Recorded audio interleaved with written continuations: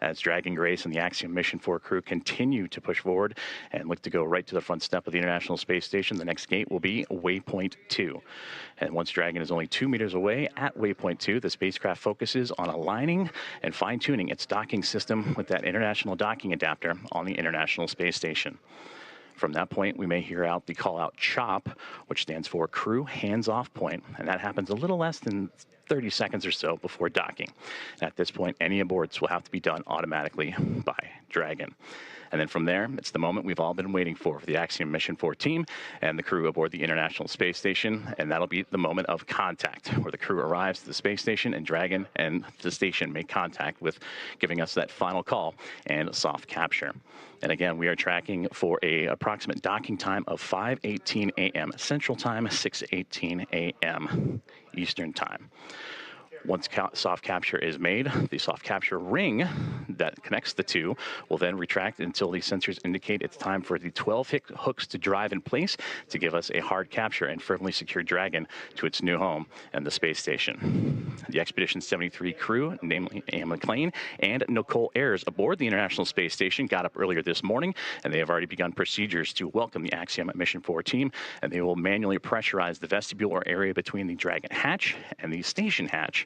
And meanwhile, the umbilicals that provide the power and communications and data connections from there are being sure to be put in place. And then it's time for leak checks and hatch opening, which we're currently lined up to come about 2 hours following the docking. And again, that docking time, 5:18 a.m. Central. When Dragon docks there, it'll be 5 spacecraft docked to the station with 11 crew members making its way on board the orbital outpost, and that'll bring the total number of visitors to the International Space Station to 288 since 1998. Many key milestones are coming up, and the crew aboard the International Space Station is looking forward to welcome Axiom Mission 4.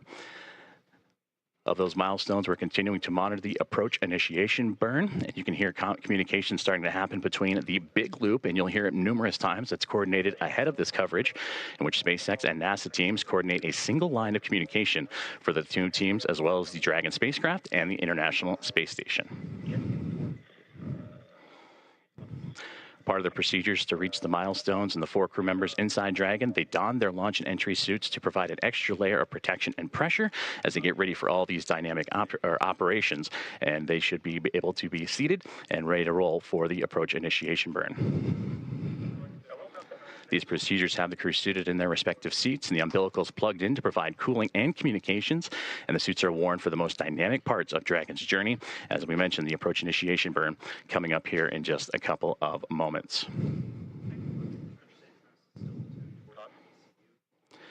So as we await for the approach initiation burn, which will be coming in just a couple of moments, let's check back in with our friends in Hawthorne. Thank you, Joseph. As with all things in human spaceflight, every step is methodical and intentional. Reaching the International Space Station is no different. So while we wait for Dragon and the AX-4 crew's arrival at the space station, let's meet the crew on board. Our mission commander today is Peggy Whitson of the United States. We actually don't have enough time to cover her entire resume, which is incredible, by the way. But to give you a few highlights, Peggy earned degrees in biology, chemistry, and biochemistry.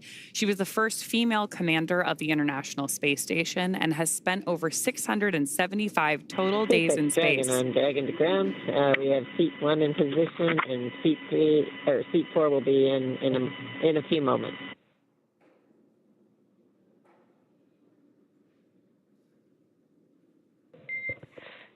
And Peggy, I copy on Dragon to ground. Seat 1 is in position, and seat 4 is almost there.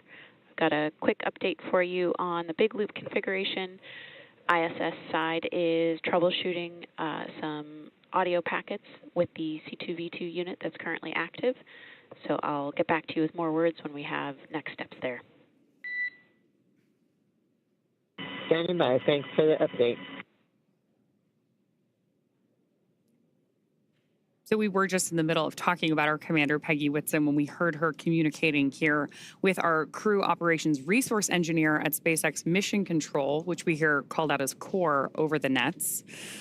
So our commander there, again, who was communicating with our team, has spent 675 total days in space so far. She's about to add some more to that.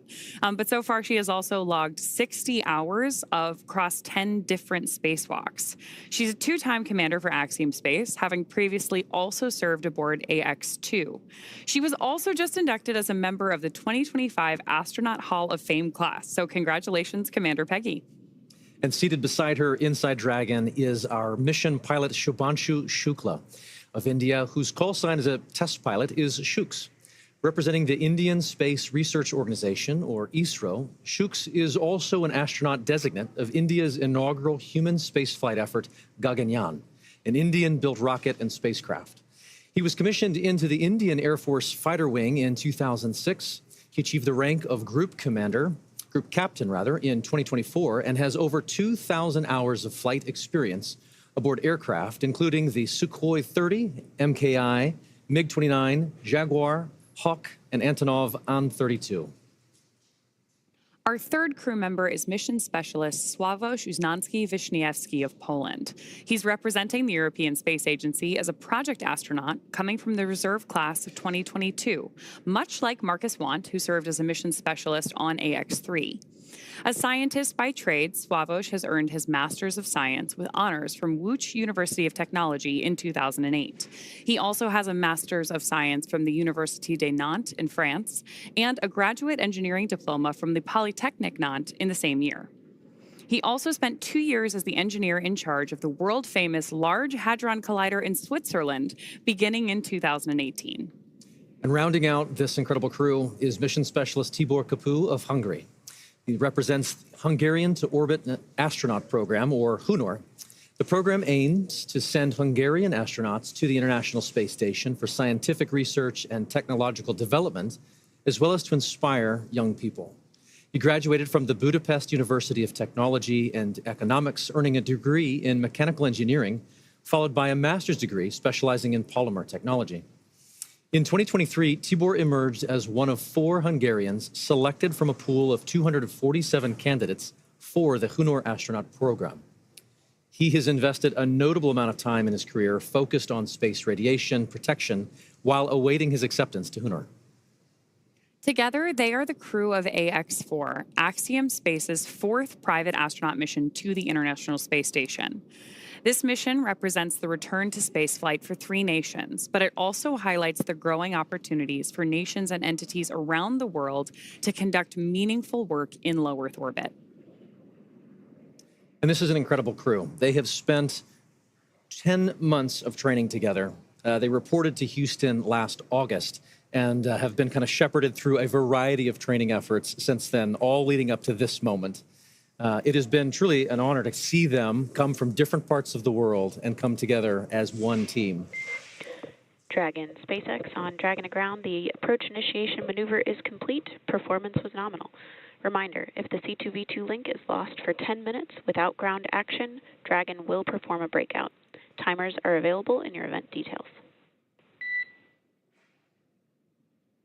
Dragon copies. Good AI, and watch for C2V2 and event details.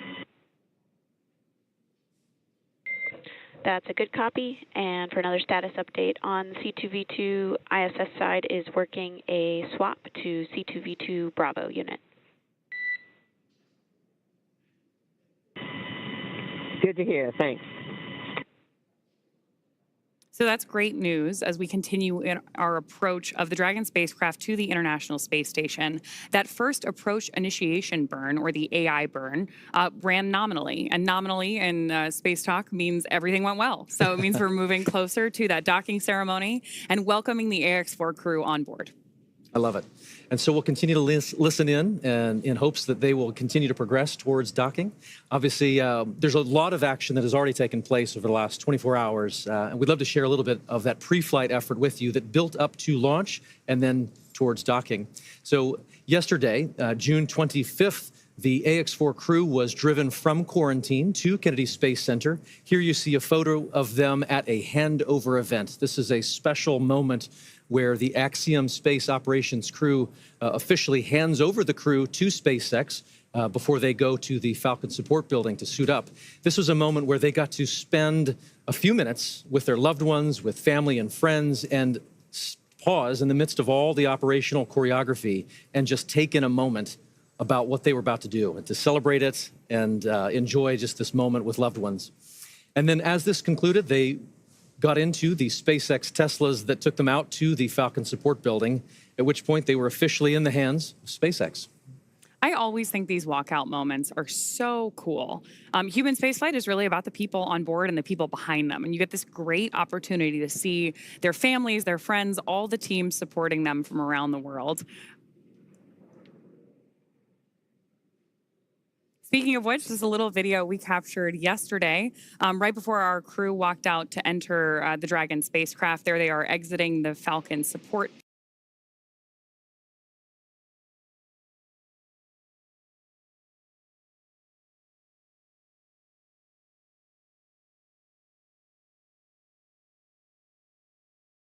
building, which is just about a half-mile away from their launch site, which was the historic Launch Pad 39A at Kennedy Space Center. That walkout moment is so iconic. It is part of every tradition of spaceflight. I love seeing it. So is this, actually. We've got a member of our closeout crew there with our two of our astronauts headed over to the pad in those two iconic Teslas. We've got our commander there looking very happy. Those smiles. Yeah, the crew getting to see Falcon 9 from the base before riding that elevator up to space. You can see we're also introducing a new tradition here. Each of our crew members has a boarding pass. Peggy's is gold because she is a frequent flyer on the Dragon spacecraft. So they're presenting those to the closeout team before signing the white room wall. And then ingressing or entering the capsule and getting ready for liftoff. We did have an on-time liftoff yesterday at 2:31 a.m. Eastern. And ever since then, so now for more than 24 hours, our AX-4 crew has been on their way to the International Space Station. Those boarding passes, as you just mentioned, are a fun tradition that adds to the layers of... Config, we can confirm we have intercom checks for all 4 seats now.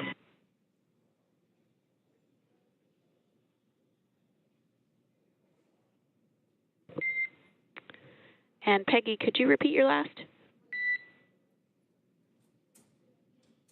Just wanted to verify we had successful intercom checks, step 5.2, and suit donning and audio config. And we're just moving on.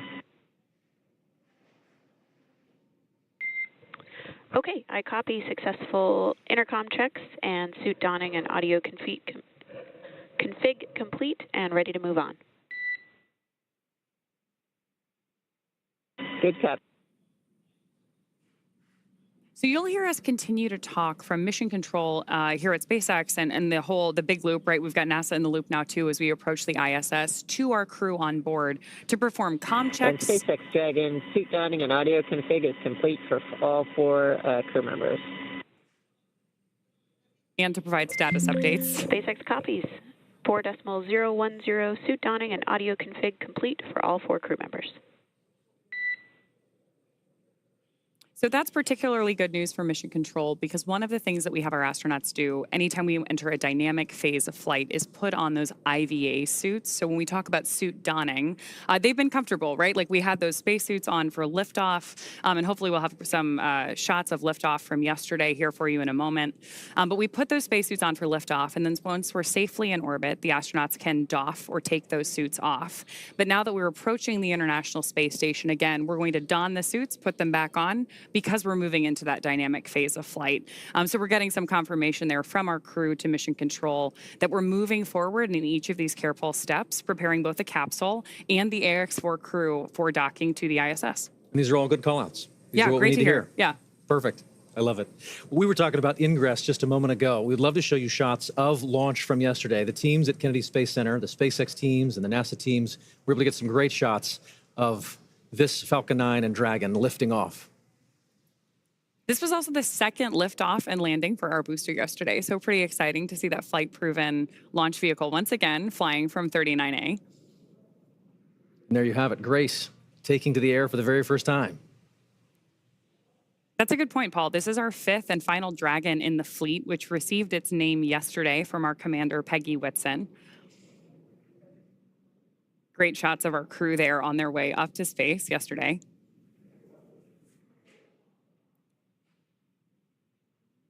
Flying with them was their zero-G indicator named Joy, and Joy has become a defining characteristic of this crew. As you saw there, the smiles and the joy on the faces of the crew members as they experienced launch, felt that acceleration, and then ultimately the lack of acceleration, the silence of microgravity at the end of all of that ascent. We then got to see them hours later on an on-orbit event as they were experiencing microgravity for the first time just a few hours ago. Dragon SpaceX and here's a lovely on moment. Dragon to ground. ISS has completed their swap to the Bravo unit for C2V2. We're ready to try again for the big loop comm checks. If you could change your seat to destination back to ISS, and we'll give it another shot. Inward.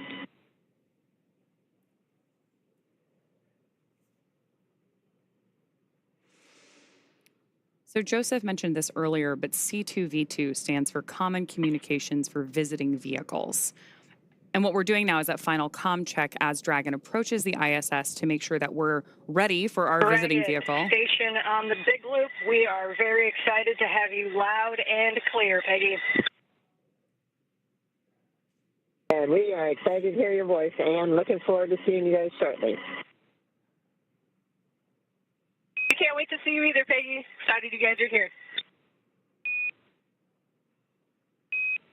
And SpaceX copies Dragon loud and clear on the big loop.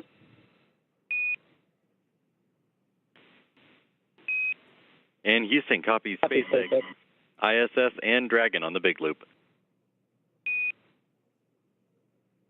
And we have you loud and clear also, Houston. So that was an awesome illustration of the big loop. You just heard astronauts on board the ISS talking to astronauts on board Dragon, confirmed by Mission Control here in Hawthorne, and then confirmed again by Mission Control in Houston. That is why they call it the big loop. We're literally going around the world. It's great. Here we are. Everyone checking in, confirming that we're good, that we're ready to progress. And so obviously we'll continue to listen in, and hopefully that continues to call out what we need to hear to continue forward. So we were showing you shots of the crew inside the Dragon from earlier today. This is the four of them with their spacesuits off, as you mentioned. They doffed the spacesuits. This is in their other attire. And this was each of them taking a moment to speak to their country in their own language, as well as just acknowledge what it was like to see Earth Dragon, for the first time out those windows. On the big loop, you are go to begin your suit leak check procedure 4.011. 4.011 is inward.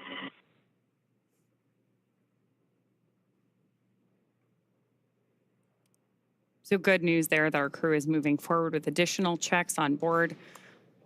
We're obviously working a lot of different procedures here too. You'll hear our team call out a series of different numbers. They're all carefully enumerated procedures that we step through to make sure that we don't miss anything in any of the steps it's going to take us to get to the ISS safely. Speaking of which, just in case you're just joining us, it would be good to go over many of the steps it took us to get to this point. Yesterday was launch day. Axiom 4 marks SpaceX's 18th human spaceflight launch overall. Including Axiom 4, Falcon 9 has supported 48 missions to the ISS with our Dragon spacecraft, starting with our first cargo resupply mission in 2012. And since 2022, SpaceX has supported the next generation. Dragon, we're at step 2.2, waiting your go on suit leak check on the big loop.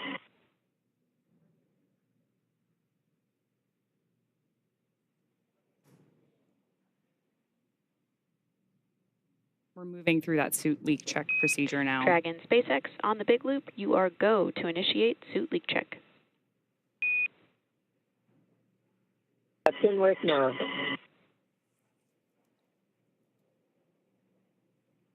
Acknowledgement there from our commander.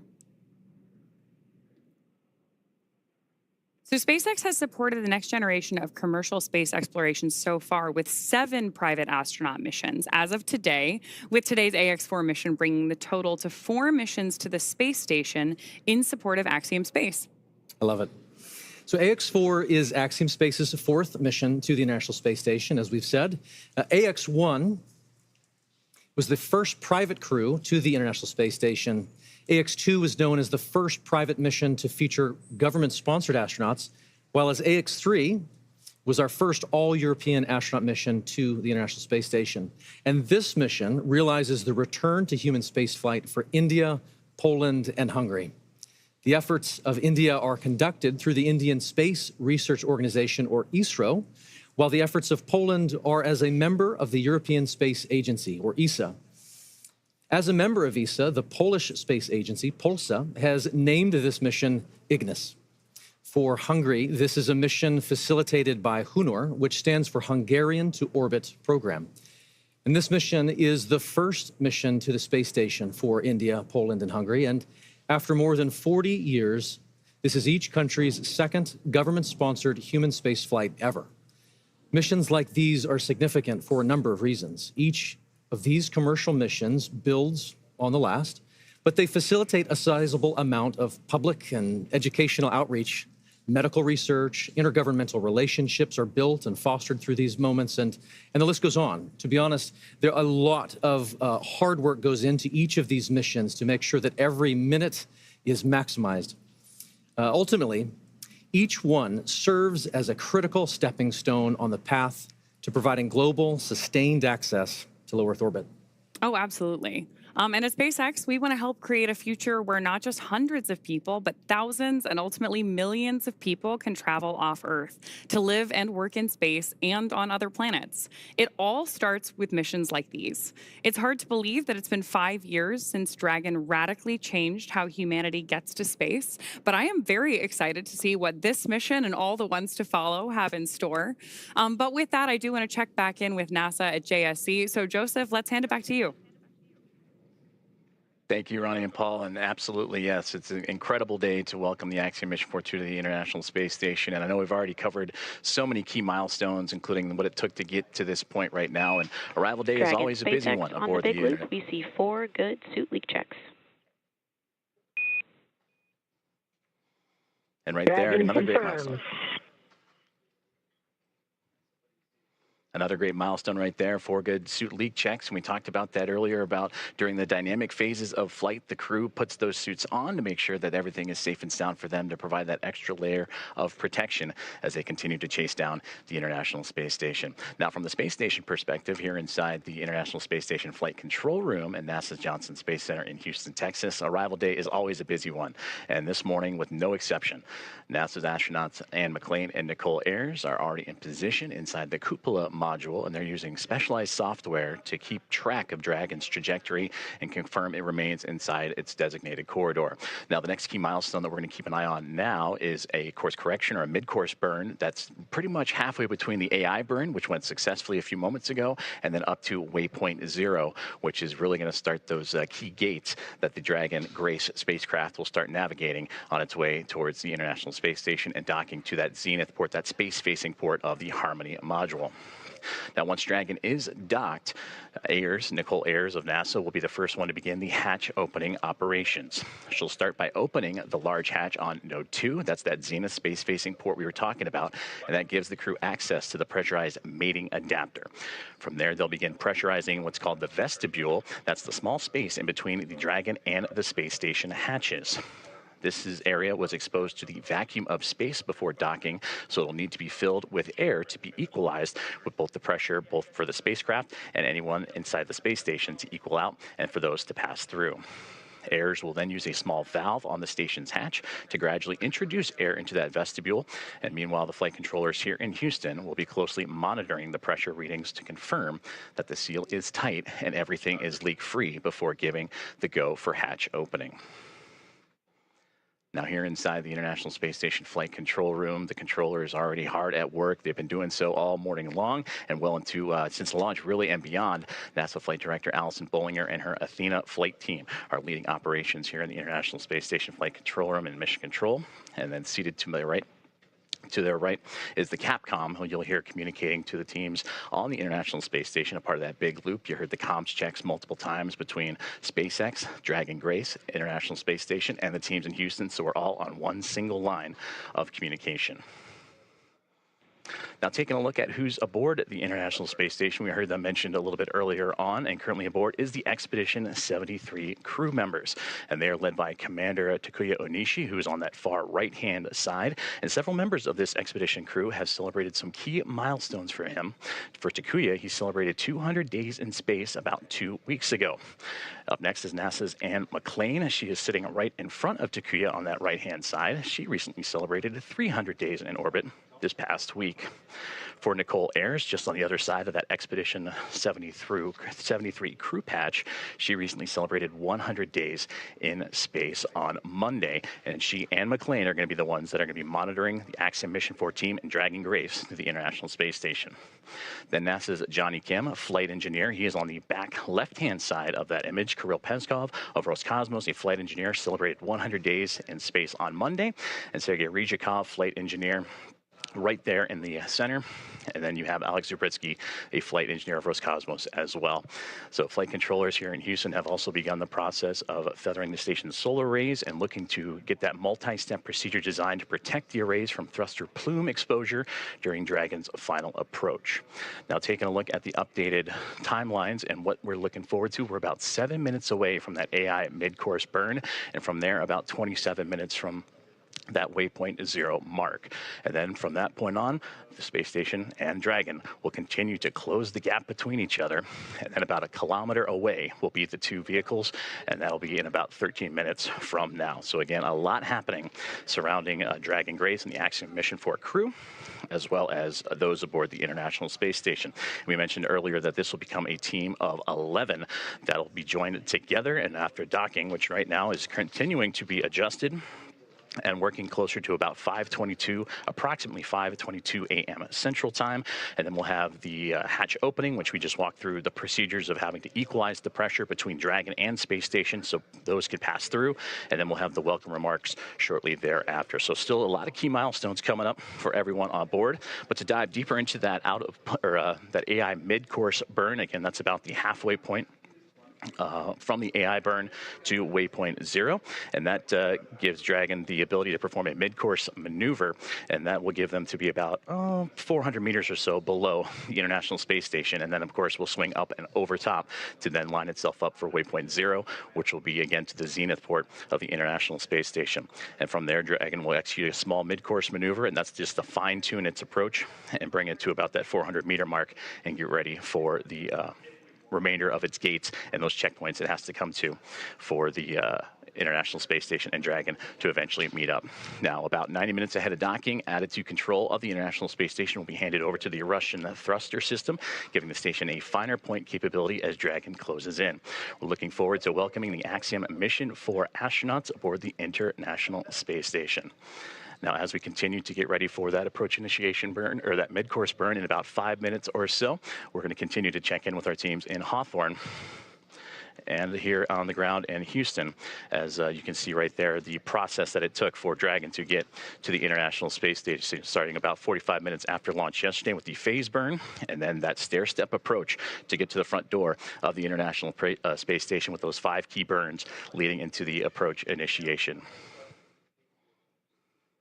Now, all teams on board the International Space Station have been up and at it early this morning. We talked about the roles for Nicole Ayers as well as Anne McClain getting ready to welcome the Axiom Mission 4 team. You heard the great communications between the two already as they're eager and anxious to welcome Peggy Whitson, the former NASA astronaut and commander of Axiom Mission 4. She continues her record-setting mark as the most experienced astronaut, American astronaut in the history.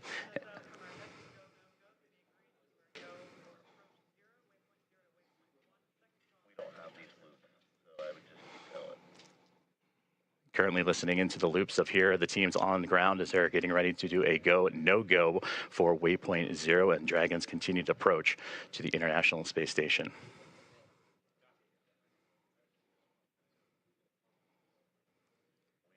We have no views, so you're going to have to keep tap dancing, and we don't have these loops in our broadcast, so you're pausing with no loops in the broadcast. As we continue to follow along and continue to tune in, we take momentary pauses just to listen into both the big loop of communications as well as the communications here in Houston and in SpaceX. As again, the team's pulling a no go for the International Space Station side of things to get ready for Dragon's arrival to the International Space Station. As I mentioned, once the mid-course maneuver is complete, it's then on to waypoint 0 and getting them to that 400-meter mark. And hopefully we can take a look at a little bit of that graphic of what's to come for the Dragon Grace and the team aboard Axiom Mission 4.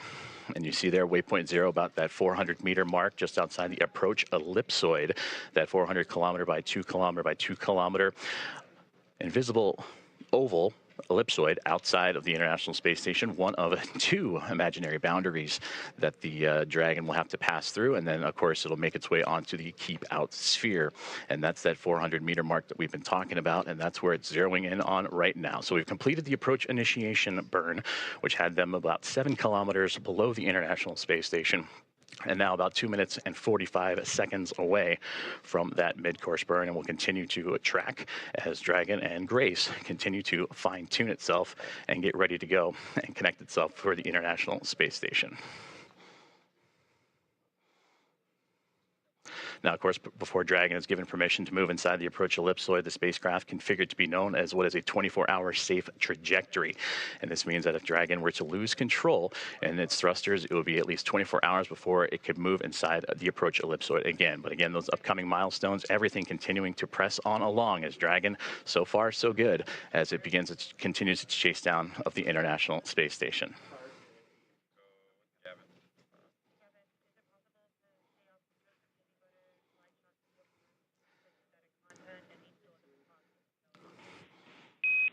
Now this maneuver continues on the big loop. We are about 1,900 meters away and about 10 minutes out from having you jump into 1.102.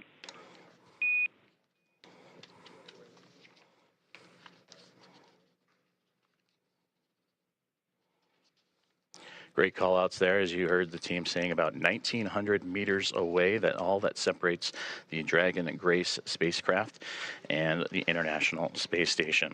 Now, as Paul and Ronnie have mentioned, that this is the 4th private astronaut mission, the first since January of 2024, and that was when Axiom Mission 3 would arrive aboard the orbiting laboratory. Now, from AX1 through AX4, once they are aboard, the teams will have welcomed 14 different... Copies, 10 minutes.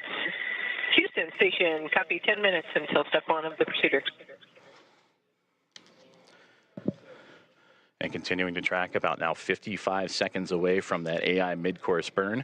And was saying from AX1 through AX4, the International Space Station will have welcomed 14 different private astronaut crew members representing 11 different nations, and showcasing again how private astronaut missions truly expand access to the space station for more nations, people, and opportunities. And we'll continue to tune into all of the loops here inside of the International Space Station flight control room as we await the AI mid-course burn.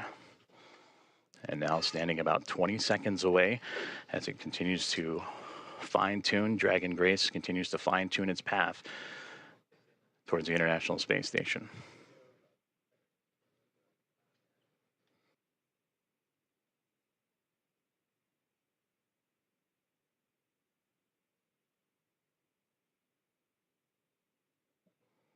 And we just received confirmation that the AI mid-course burn is now in progress.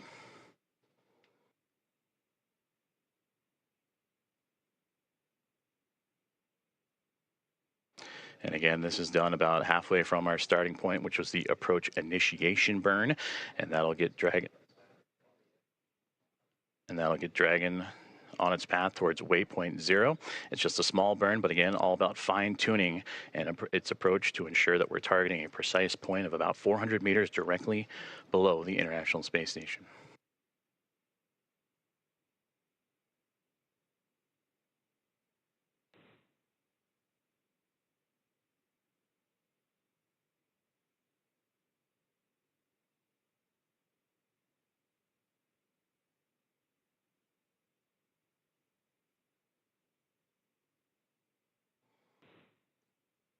As you can see on your screen, the team on the right-hand side is those working and monitoring the AI mid-course burn, as well as the teams on the left. On the right, that is the International Space Station Mission Control Room here in Houston, Texas. And on the left-hand side, the SpaceX teams and their Mission Control Room in Hawthorne, California, as we continue to follow along with the AI mid-course burn, now a little over a minute and 20 seconds in.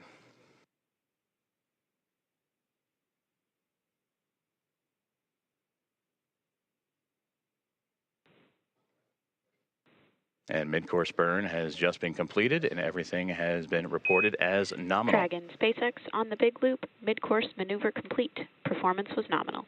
The trajectory has converged on waypoint 0. So great news there. And Dragon copies on the big loop.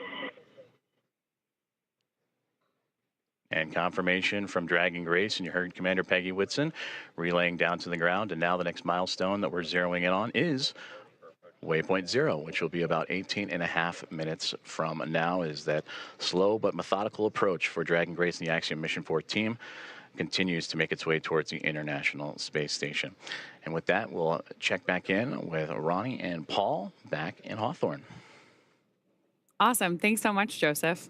I'm loving all of these check-ins that we're getting about Dragon's progress on its way to station, how the crew is doing, hearing these call-outs from the nets. But I'm getting really spoiled today because you had great stories about the crew while we were here in kind of like our pre-show warm-up.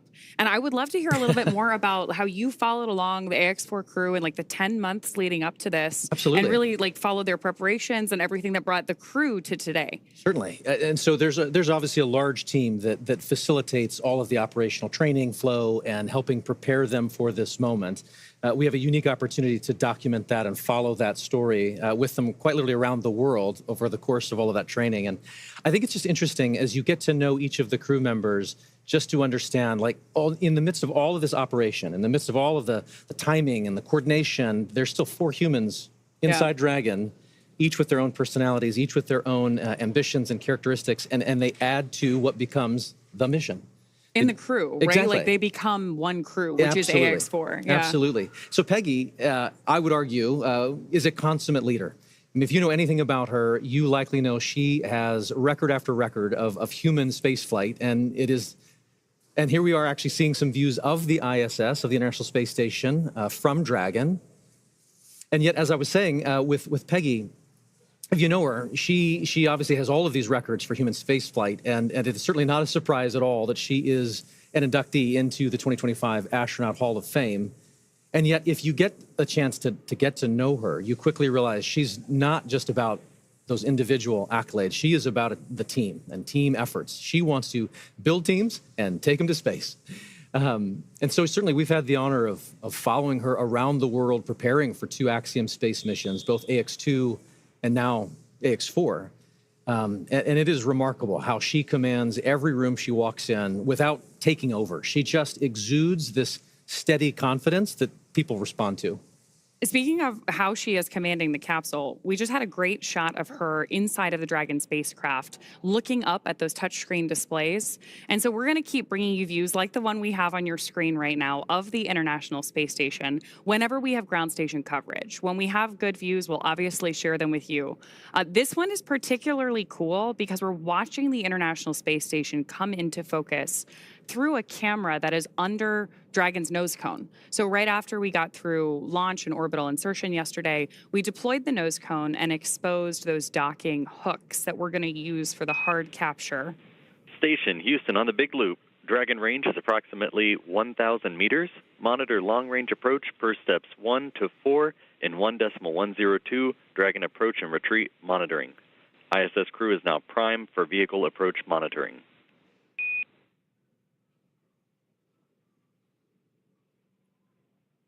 More of those joint communications on the big loop there about that approach that we're watching on our screen right now. It's pretty cool. Absolutely. And it looks as though Dragon is currently underneath the International Space Station. We're looking almost up at it from underneath. Yeah, and we had those great graphics earlier that showed how we're balancing this really careful geometry and approaching each step with these methodical burns.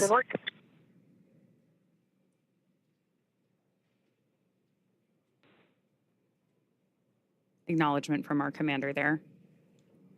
So we're stepping through each of these really methodical burns of those Draco thrusters on board Dragon. There are 16 of those thrusters around the spacecraft, and we use them for these careful, fine-tuned maneuvering once we get to orbit. So right now on our screen, we've got our commander, Peggy Whitson, and our pilot, Shubhanshu Shukla. And you got a chance to chat with Shooks in the lead up to this launch too, right? Absolutely. He is such a unique, quiet force. He is witty and smart, and I tell you, 3 steps ahead of any given moment, and you don't even realize it. He's already there. He has said that his career is defined by simply saying yes, which I thought was so interesting and powerful and simple. I mean, effectively, he was saying that every opportunity, whether it was to get a chance to learn to fly or join the military or even pursue this mission, he simply said yes. And in doing so, he walked through the door and made the most of it. No matter what he's faced alongside this crew, from days of poor weather out at the Knowles expedition, which is the National Outdoor Leadership School, to processing kind of the immense volume of procedures that must be taken on and understood across all of the myriad of procedures that one must understand and become proficient on for this kind of a space flight. In the midst of all of that, he has remained calm and collected, and quite honestly, it just made it look easy. And what's more, he has this unwavering spirit about him that just invites everyone around him to step up and into their roles effectively. It's awesome to hear these stories about the way this crew really came together and everything that brought them to the mission today. For those of you who are just joining us, we have some great graphics along the base of your screen to help you follow along the mission the same way that we have been eagerly following it for the last several weeks, really, in the lead up to today. So along the bottom left-hand corner, we've got some telemetry on where our Dragon spacecraft is, including its speed and altitude. And then on the bottom right-hand corner of the screen, you actually see our location around the Earth. And that rightmost corner is the firing of those Draco thrusters on board. And right now we're getting great views from inside the spacecraft of our crew working with those touchscreen displays, stepping through these checklists. And now we're getting our first views from station looking down at Dragon, which is always my favorite moment of docking. Absolutely. Because you know that the astronauts on board the International Space Station are, we heard it in their voices earlier, are excited for this crew to be on board. It's also one of the few moments where you really get a sense of the speed and the scale of all of this operation, right? Seeing the Earth just roll behind with those clouds, you suddenly get a sense of perspective that is just unlike anything else. Yeah, absolutely. And one of the things that we're doing here and why we're moving so carefully through each of these maneuvers is that, as you've noted here, these spacecraft, both the International Space Station and Dragon, are still moving really fast. So we need them to approach each other with a relative speed that's very gentle so that that docking is smooth and steady, just the way that we intend it to be. But we're still moving like 17,500 miles per hour, lapping the Earth every 90 minutes. So this is a very high speed but careful maneuver to make sure that we get our entire crew safely aboard the International Space Station. Absolutely. Intricate, methodical, one step at a time. There you go. Speaking of people who are particularly methodical, you were mentioning that Sławomir is like very deliberate in his actions and his lead up to everything with the crew earlier. Sław, yes, as he likes to, as we like to call him, Sławomir Uznański-Wiśniewski, is quite a lot to say. So they've quite poignantly call him Sław. He is brilliant, and I tell you, but more specifically, Dragon SpaceX on the big loop. I'll pause here. Ground is go for approach 0. Burn is enabled. Maneuver start time is 9:34 Zulu. As a reminder, Dragon will nominally continue approach through waypoint 1 toward waypoint 2 without stopping at waypoint 1.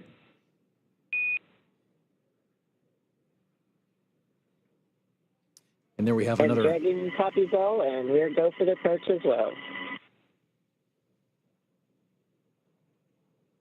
Another call out between Core and our commander, acknowledged by Commander Peggy Whitson. And that was a cool call out too, because we told the crew that we're going to move right through waypoint 1. Each of those waypoints are an opportunity for us to pause and make sure that everything's going well. So that means that everything's really going on track, right? We're ready to move into this next process of approaching the station. So we were talking about Sław, and just to finish that thought, I have often described him as somebody who is brilliant, but more specifically, he is curious. Sławomir is certainly one who is genuinely in pursuit of knowledge and understanding. I've actually never seen him to shy away from asking the next question. Throughout all the training, you can expect him to raise a hand and lean in, and everyone else does as a result. I mean, you just kind of get pulled into that earnest pursuit of knowledge, and he wraps it all up in a pretty good charm. He's exciting to learn beside. You know, I, for one, found myself wanting to lean in and learn alongside him as an outsider here. But his curiosity is probably matched only by his love for exploration and being out in the unknown. Like from sailing to hiking to kind of peering over that next ridge, he is one who is constantly seeking and experiencing something new. He has a love for this life and for this planet that is infectious.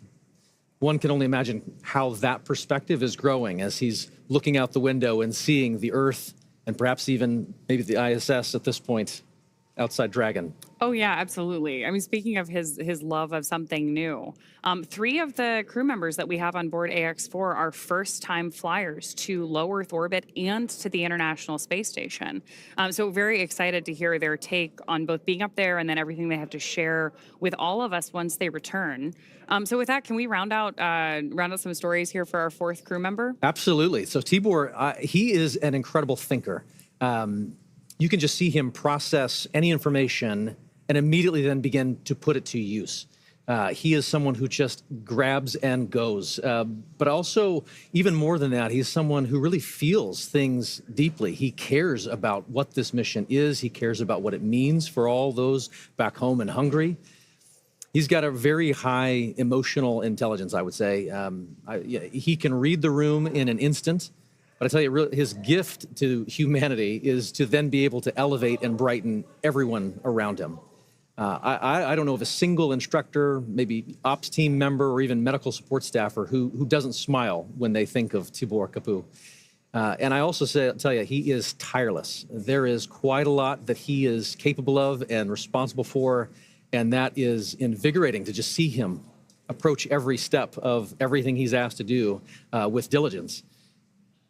And there were a lot of steps in the lead up to this for our crew. Astronaut preparation is extensive, from training that's specific to each crew member's role to learning SpaceX protocols, space station systems, and preparing for the science and outreach activities they'll be conducting in space.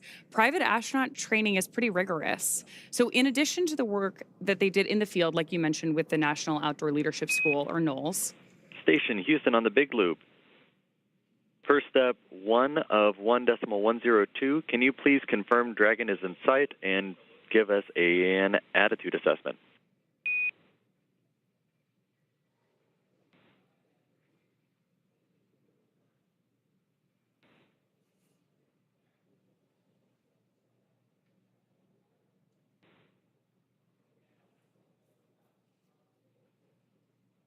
So we are standing by for that update there on the attitude of the spacecraft. Attitude, when we're talking about space travel, means the position of the spacecraft. So with that, I do want to bring it back to the training, because this crew on board AX4 spent 35 days training inside Dragon. To prepare them for flight, our teams at SpaceX spent the last several months teaching the crew about orbital mechanics and how to live inside the Dragon spacecraft. Well, this was more of a review for Peggy Whitson. For the rest of the crew, as we mentioned, this is their first time flying to space. Our training program includes nearly 100 different lessons covering all aspects of the flight. The crew spent time inside our Dragon training spacecraft to run simulations of ascent, space station rendezvous, which we are doing right now, and reentry. And they also spent time at the launch pad in our suit-up room and working through emergency procedures that would be necessary in the unlikely event of a pad abort. And in addition to the critical training from SpaceX associated with... on the Big Loop, come check. Houston reads you loud and clear.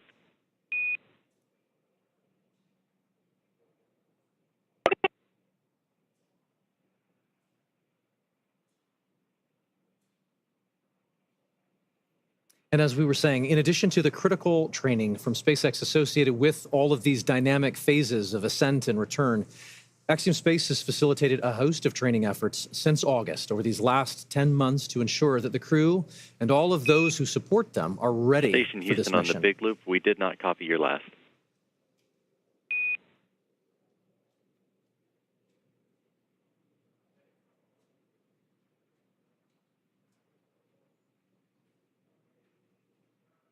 Houston, station on the big loop. We have Dragon in sight, and attitude looks nominal. Houston copies. That's a good report. That is a great report. It's always nice to hear those confirmations, especially across the big loop, because we are coordinating so many teams for missions like this. Absolutely.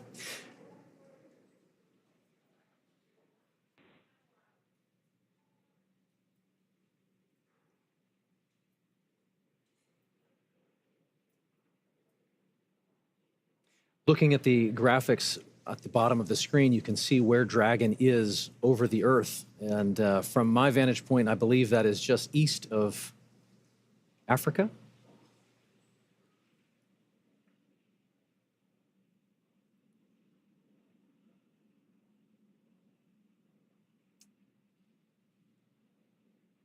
I think one of the things that's the most striking to me is that as we watch all these different visuals come into play, which again, we are bringing you whenever we have them. So when we've got good views, we're sharing them with you.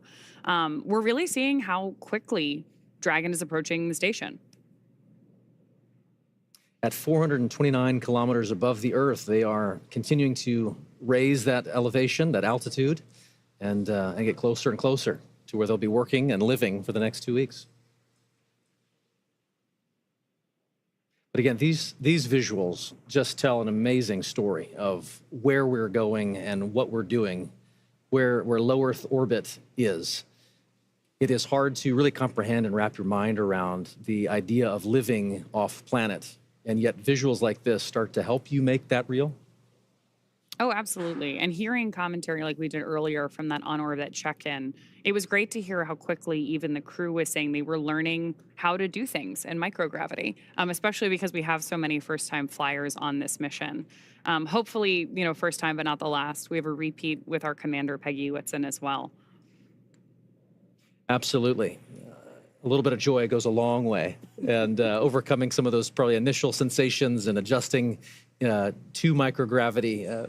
Shubhanshu had mentioned that it was taking a minute to kind of collect himself and find his space legs, but clearly they are all in good spirits and getting ready to get very active on board the International Space Station. Which I'm sure will also be like an acclimation process, right? Absolutely. They've gotten used to Dragon. They've been in flight now for more than a day. All told, from launch to rendezvous at the station, we're looking at about a 28-hour flight. The time is somewhat dependent on the relative position of the International Space Station to our launch site at the time that we launch. But for any time that we're rendezvousing or meeting two spacecraft in orbit, we do have an instantaneous launch window. So we know how long that trip is going to be at the moment that we lift off. And the entire crew operations plan is built around filling that time effectively so that they're well acclimated on board the Dragon spacecraft while they approach the International Space Station. But then as soon as they get on board, we'll do our welcome ceremony. And I'm sure there's an orientation for them as well. Absolutely. So they have an effective 2 weeks while they're up there. And the clock starts as soon as they get on board, right? You just mentioned the welcome ceremony. So there will be a moment once they've crossed the hatch and are officially on the International Space Station where they get to meet the other expedition crew members, have a moment to meet and greet, acknowledge the moment with a little bit of ceremony and tradition. There might even be some pinning of astronaut pins to go around. But then they get right to work. Certainly, I know that there are steps where they take to just kind of acclimate to the station, where the commander is going to take them around and make sure that they're clear on roles and responsibilities. But then again, the red line begins, and they are chasing it for the next 2 weeks, trying to accomplish a host of research efforts and outreach events. It's a full couple of weeks ahead of them. We also have a full couple of hours here ahead of us before we get to that part. Yes. We are less than a minute away from approaching waypoint 0. So I do want to check back in with NASA. Joseph, why don't you give us an update on where our spacecraft is relative to the ISS? Thank you very much, Ronnie and Paul, as we here in the teams at the International Space Station Flight Control Room tracking the arrival to waypoint 0 for Dragon Grace and the Axiom Mission 4 team, which They have just now hit that mark, which means approximately 400 meters directly below the station. And we can see those wonderful views now, and you can really see that high resolution of Dragon Grace continuing its methodical approach to the International Space Station. We're still tracking a docking time of about 5:18 a.m. Central Time, 6:18 a.m. Eastern. And you mentioned the hatch opening, and then as well as the welcome remarks shortly to follow. Hatch opening roughly about 2 hours or so after the initial contact and capture. And then when the hooks drive, the 12 hooks that are on the bulkhead there of the SpaceX Dragon will connect itself and create that hard mate, sealing itself to the orbiting laboratory. And once the pressure checks and seals will be done, then everything will be pressurized and ready to go. So waypoint 0 has been achieved, and now they're making their way on to waypoint 1. But you heard earlier on the loops that they have received the go to proceed past waypoint 1 and head straight on to waypoint 2. And that means they'll continue to swing up and above the International Space Station, and then what would have been a pause at the 220-meter mark, they'll continue to press forward and look to get to about waypoint 2. And waypoint 2's arrival will be just right on the doorstep of the International Space Station, Dragon, about 20 SpaceX meters away. On the big loop, approach 0 has started, and the trajectory has converged on waypoint 1. Expect arrival at waypoint 1 at 10:09 Zulu.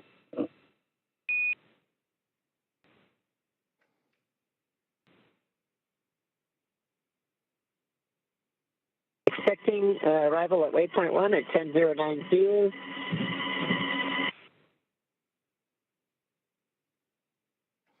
And there you heard it right there, that they are continuing to move on along and get ready to approach what would be waypoint 1, which that milestone will be in about a little less than 40 minutes from now. As you see right there on your screen, the Dragon Grace spacecraft continuing its methodical approach to the International Space Station. And of course, the 7 members aboard Space Station right now, looking forward to welcoming Commander Peggy Whitson, pilot Shubhanshu Shukla, as well as mission specialists Uznański-Wiśniewski and Tibor Kapu to the orbiting laboratory. And a welcome back to Commander Peggy Whitson. This will be her 5th time in her 5th space flight.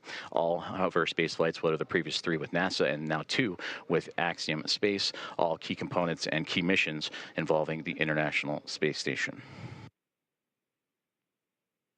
And you also heard on the big loop confirmations from Nicole Ayers and Ann McLean, who are monitoring Dragon's approach. They are in the cupola. That is the famed window to the world from the International Space Station that you see so many stellar views from many astronauts that share their experiences from the cupola. That is where they're using special technology to monitor and make sure that the Dragon spacecraft stays in the exact corridor, and that makes sure that everything is remaining on track and stays in its expected zones. Now, as we continue to march towards waypoint 1, and again, they will bypass waypoint 1 unless they need to make that pit stop to make sure everything is fine-tuned and ready. Once Dragon continues through waypoint 1, waypoint 2, and then eventual capture, Nicole Ayers will be the primed NASA astronaut to start the hatch opening process. And that'll begin by opening the large hatch on the Node 2 Zenith port. That is the port facing outer space, and that gives them access to the pressurized mating adapter. And there, Ayers and McLean and company will then move in and make sure that everything is sealed up once checks have been done and the relative dampening motion has been removed between Dragon and its connection to the International Space Station. And Ayers will pressurize the vestibule, and that is the small space between the hatches of the Dragon spacecraft and the space station. Now, that vestibule has been exposed to the vacuum of space, and that was all due to prior to docking. So the crew will need to fill it with air to make sure its pressure is nearly equal with the atmospheric pressure on Dragon and in the station. That pressure, similar to what we experience here on Earth at sea level, about 14 psi is what they need to bring it up to, again, from the vacuum of space. And that's where Ayers will use a small valve on that station's hatch to slowly introduce the air into the vestibule.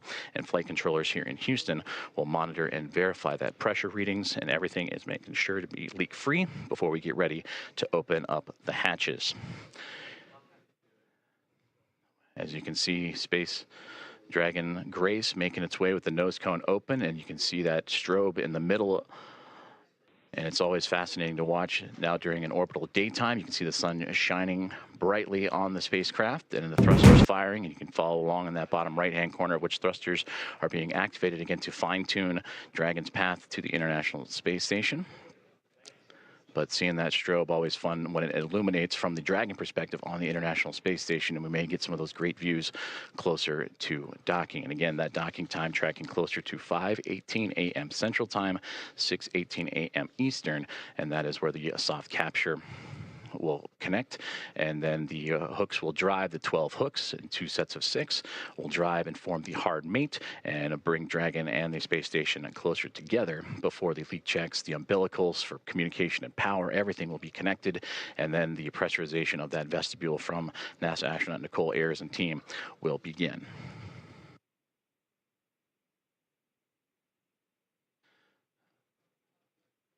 About 36 minutes from now, Dragon spacecraft will reach its waypoint 1 mark. And again, that's where the spacecraft will swing up and above the International Space Station, as it'll be docking to the space-facing or zenith port of the Harmony module.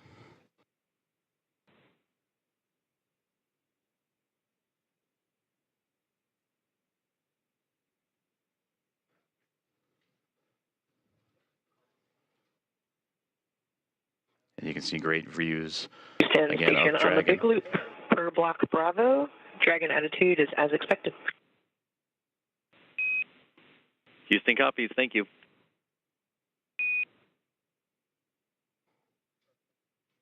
And great communications there. Is everything going to plan for Dragon Grace? And you can see those thruster firings, those plumes of gases that are helping the spacecraft navigate its way from waypoint 0 to waypoint 1, and as mentioned, it's going to go up and over top of the International Space Station and then align itself to that zenith port, and then it'll make its way onto waypoint 2.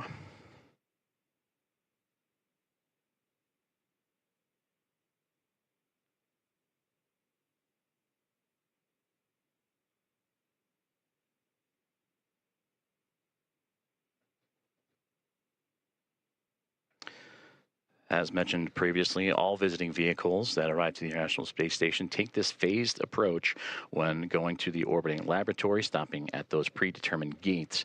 And that's for teams here on the ground, both in SpaceX and in Houston, to run quick checks on vehicle performance before approaching the laboratory.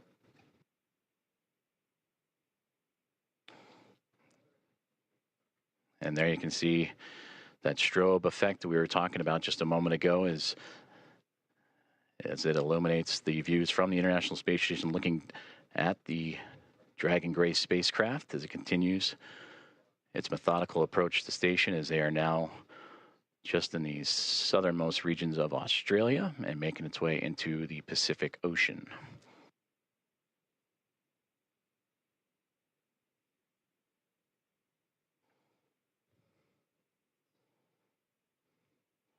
Both Dragon and station just began an orbital nighttime period, so we'll continue to lean on that strobe effect on the spacecraft to follow along.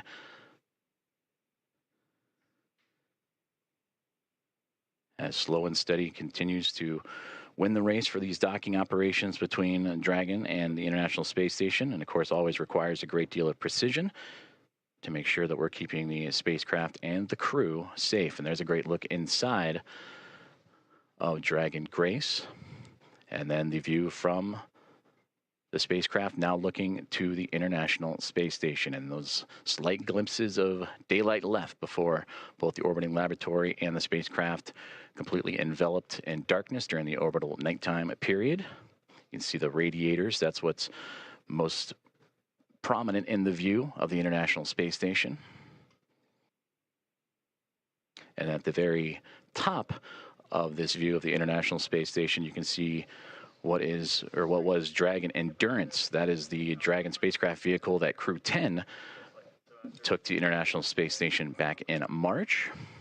So upon docking, and once everyone is settled, you will see the International Space Station flying with both Grace and Endurance, and 5 total vehicles connected to the orbiting lab.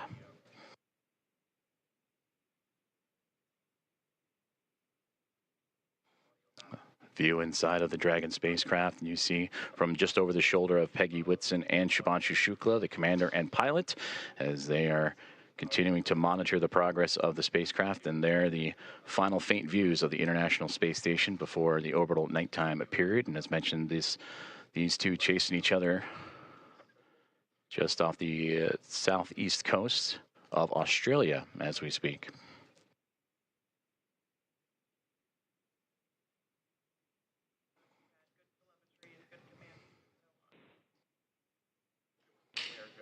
And a great view of that center screen there, where you're seeing Dragon lining itself up with the International Space Station, and the views that both pilot Shubhanshu Shukla of ISRO and Peggy Whitson, commander of Axiom Mission 4, are monitoring.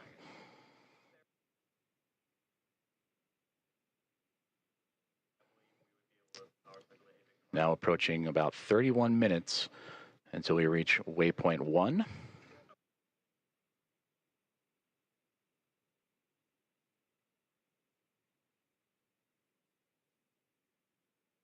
And once the spacecraft reaches waypoint 1, it'll be about 220 meters away, a little more than 656 feet from the orbiting laboratory, as Dragon Grace on its inaugural flight, looking to connect up to the International Space Station.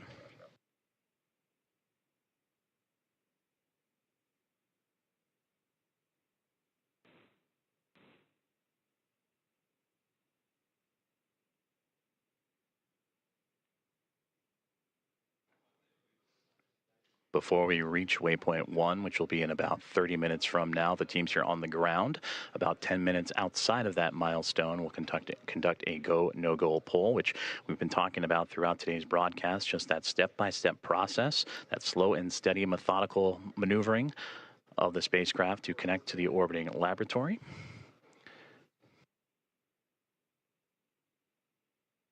And we're continuing to follow along for an approximate docking time of 5:18 a.m. Central Time, 6:18 a.m. Eastern.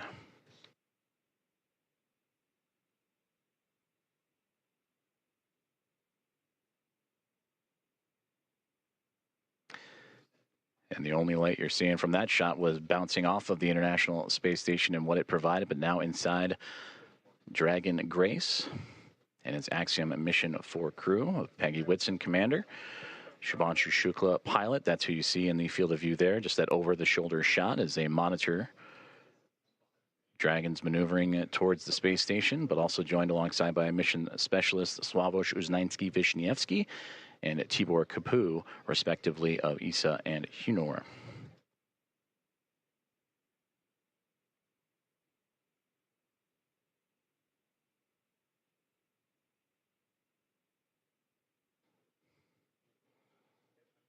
And as we continue to take a look at the orbital nighttime phasing of the International Space Station and the Dragon Grace spacecraft, you see those thruster firings continuing that methodical approach for the craft. But you can also see in that left-hand side the speed of which they are traveling, the Dragon spacecraft at that, as it makes, again, it's starting to steady out in that slow push towards the orbiting laboratory, 428 kilometers above Earth.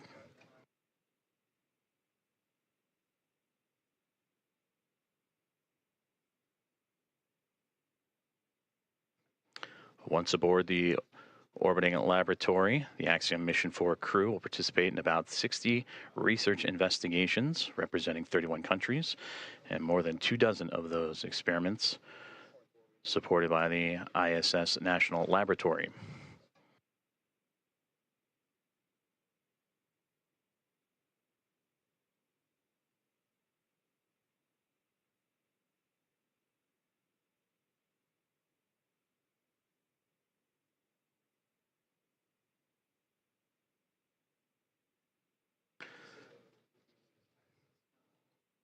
And there's a live look at the teams here on the ground on the left-hand side. That is Mission Control in SpaceX, Hawthorne, California, following along with Dragon's progress, I should say. And on the right-hand side, it looks to be Axiom Space here in Houston, just down the road from Johnson Space Center, NASA's Johnson Space Center, where we are located In the International Space Station Flight Control Room, all three teams working together in integrated operations. That began just before we went live for today's broadcast. We're all three monitoring the progress of the Dragon spacecraft to the International Space Station. And you've been hearing communications on what is the big loop, which is that single line of comms that allow for the Dragon spacecraft and Grace to communicate with the International Space Station, but also for the teams on the ground here in Houston and in California and Hawthorne, all to communicate together. So everybody on the same page as the spacecraft continues its push towards the orbiting lab.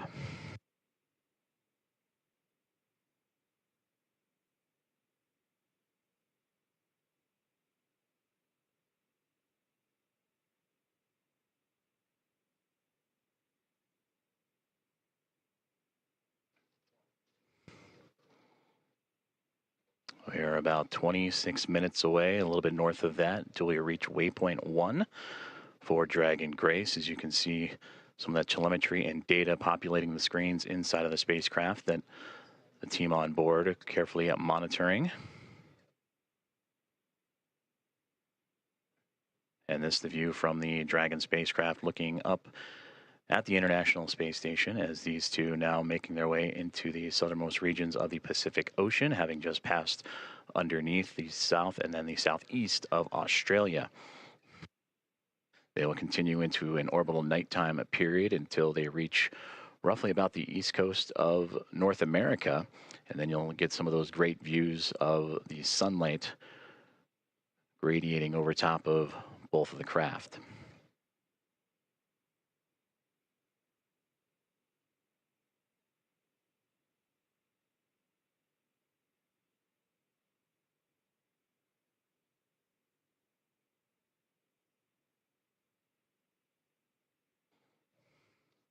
So far, everything performing nominally for the SpaceX Dragon Grace spacecraft as it continues its push towards the International Space Station, and what's been quite the journey for them. You heard earlier that this, since launch all the way up to the anticipated docking time, will be about a 28-hour process, 28, 29 hours or so. So a lot has happened in a short amount of time as the teams in Hawthorne, California on the left and the teams on the right-hand side in Axiom Space working together with those here in Houston.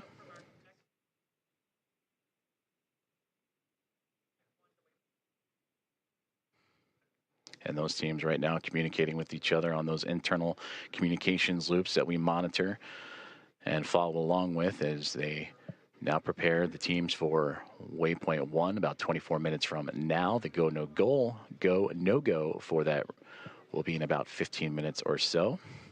And we'll keep an ear out for those comms as, again, Dragon starting to slow down its approach towards the International Space Station, a very methodical journey that all started shortly after launch, what was yesterday morning at 1:31 a.m. Central Time, 2:31 a.m. Eastern.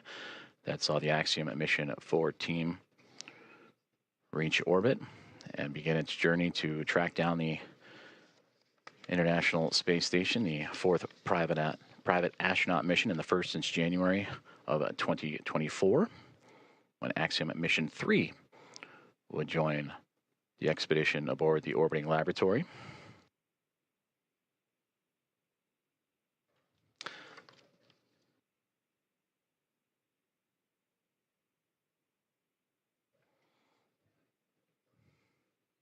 On board the International Space Station, the crews, they were up and got right into preparing for Dragon's arrival. NASA's Anne McClain and Nicole Ayers, who you've heard at times on the big communications loop talking to all parties. They are in the station's cupola using specialized software to track Dragon's approach and making sure it stays in the expected zones with that orbital nighttime currently enveloping the station and the Dragon spacecraft. They're keeping a close eye, and of course from the space station perspective, and we'll see it as we receive video communication, that strobing effect, that strobe light on the front, and that forward nose cone of the SpaceX Dragon to help illuminate its path and help keep track.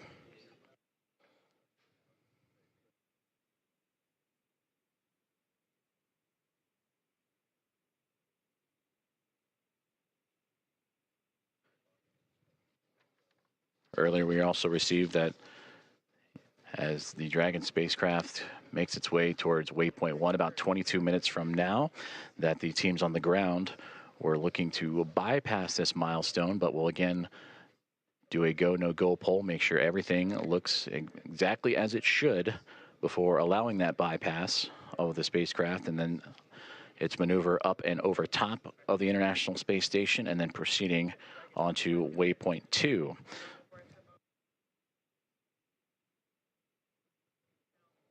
And a great graphic of the International Space Station, and just below it, the Dragon spacecraft is, again, they are making their journey across the Pacific Ocean, traveling over 26,000 kilometers an hour and 420 plus kilometers above the Earth's surface.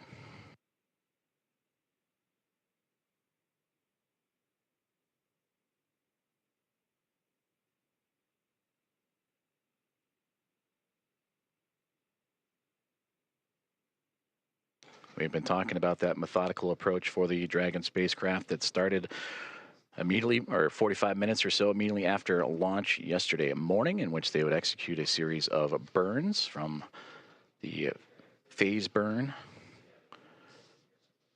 to the boost burn, co-elliptic or close burn, transfer, and co-elliptic burn. Those 5 burns allow for the stair-stepping of Dragon to climb up in altitude, but also to close the gap, the distance between the International Space Station and the spacecraft itself.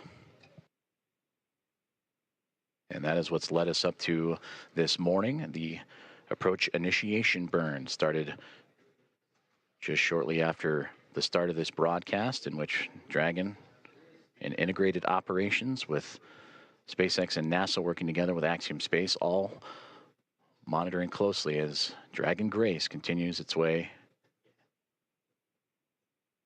towards the orbiting lab, and looking to turn a crew, the Expedition 73 crew of 7, into a total of 11, a full house above the orbiting lab.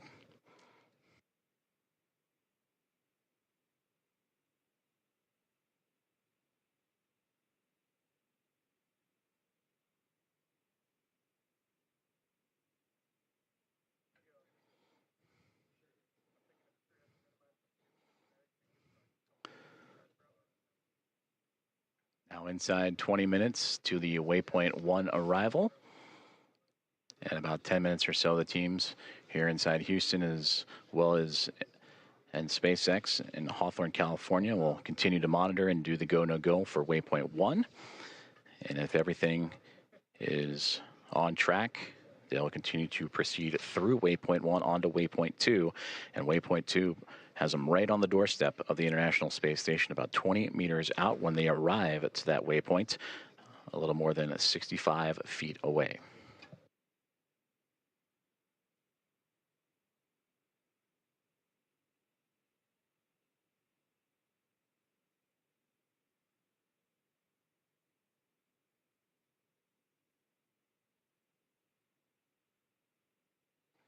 If you are just joining us, we are continuing to follow along the progress of Axiom Mission 4 and the 4 astronauts aboard: Commander Peggy Whitson, pilot Shubhanshu Shukla, and mission specialists Sławosz Uznański-Wiśniewski and Tibor Kapu. The 4th private astronaut mission, and the first since January 2024, to make its way towards the International Space Station, in which they will spend approximately 2 weeks doing research, investigations, and outreach activities, expanding commercial space. We are tracking a docking time of approximately 5:18 a.m. Central Time, 6:18 a.m. Eastern. The next key milestone that we are keeping an eye on is the arrival of the spacecraft to waypoint 1.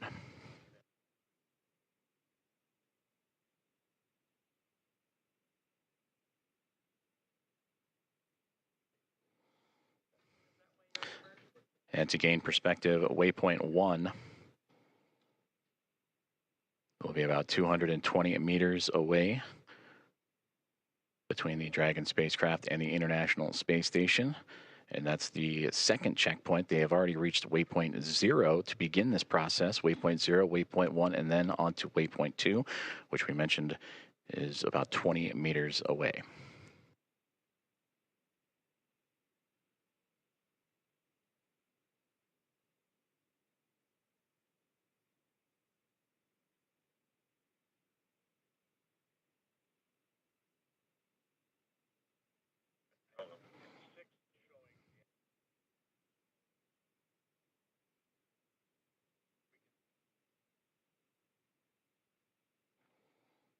Okay, it's where you said downlink.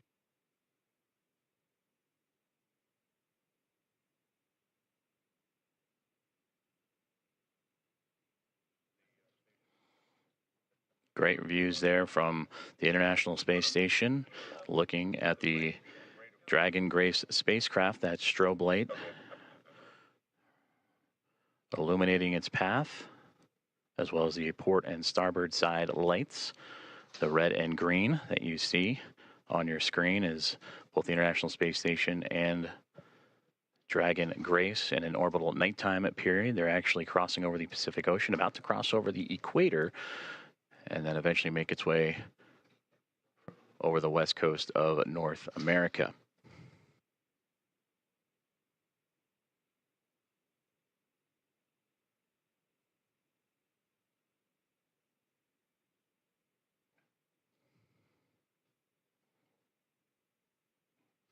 We'll start to see the spacecraft and the International Space Station once again become illuminated with an orbital sunrise. In a few more moments, that'll occur as they continue their journey over the Pacific Ocean. And for the Dragon spacecraft approaching waypoint 1, now about 15 minutes from that point.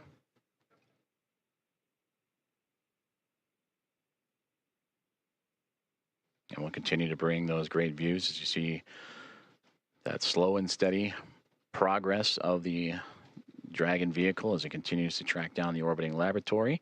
And on your screen, you see the speed and altitude, where it is over the Earth in current relation. But on that far right-hand side, that's the thruster firings. And you just see those illuminate every so often as Dragon continues to fine-tune its path towards the International Space Station.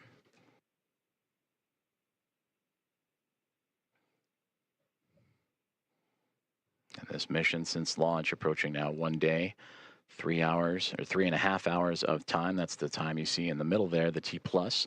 1 day, 3 hours, 28 minutes and 40 plus seconds. As the crew aboard, anxious and ready to join the Expedition 73 crew aboard the International Space Station. And as we take a look at those crew members and introduce them to you, that'll welcome the Axiom Mission 4 team. They're led by Commander Takuya Onishi of JAXA, the Japan Aerospace Exploration Agency, who just recently celebrated about 2 weeks ago his 200 days in space. Anne McLean, NASA flight engineer, will be there as well. Her and Nicole Ayers, the two NASA astronauts monitoring Dragon's approach to the International Space Station. For McLean, celebrating 300 days in space last week. And for Nicole Ayers, this past Monday, celebrated 100 days in microgravity. They're also joined by NASA astronaut Johnny Kim, flight engineer, and Roscosmos cosmonauts Kirill Peskov. For Peskov, he would also celebrate 100 days this past Monday as a part of the Crew at 10 team. And then Roscosmos cosmonauts Sergei Ryzhikov and Alexei Zubritsky also joining the cadre of 7 astronauts and cosmonauts aboard the International Space Station.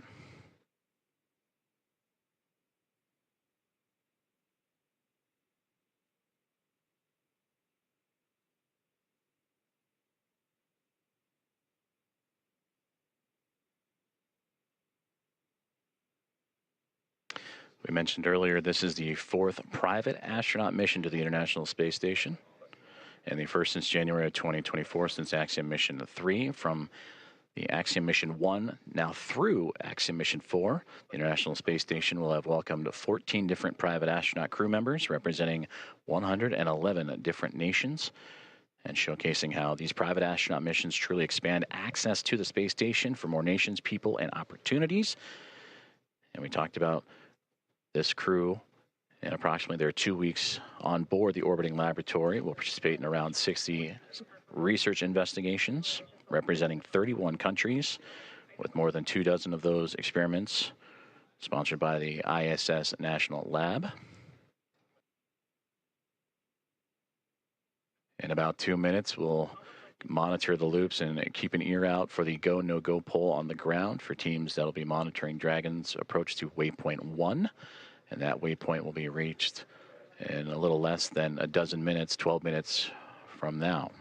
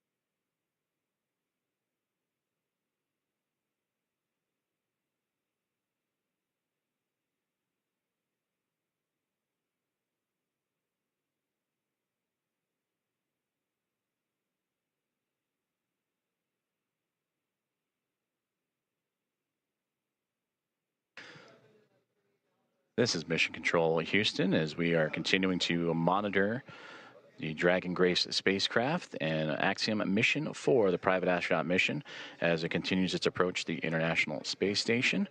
They have moved past waypoint 0 and are now on its way to waypoint 1, the second of 3 checkpoints or 3 gates for this journey for the spacecraft to the orbiting laboratory.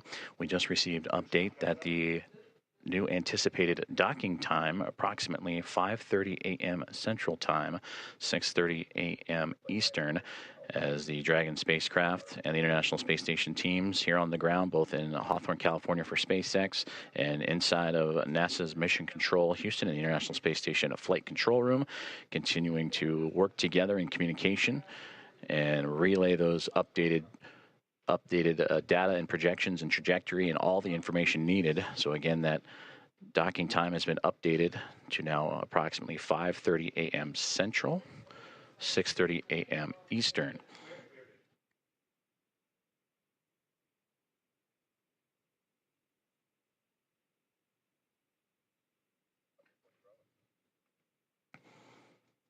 And the flight control teams here in Houston and listening in on the loops on overall communications have just pulled go for Dragon's approach to waypoint 1, and they will reach that milestone waypoint 1 in about 9 minutes from now.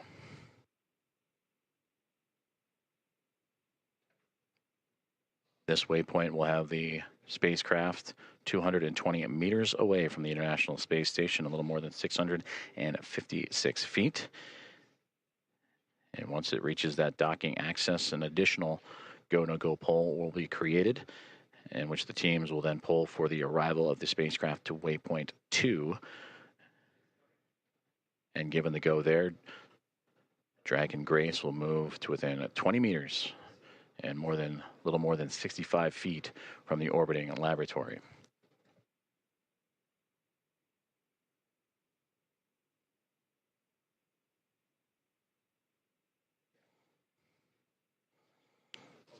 And earlier we also had communications that if everything goes to plan and Dragon continues to remain on its trajectory, that they would bypass waypoint 1 and go straight from 0 to waypoint 2.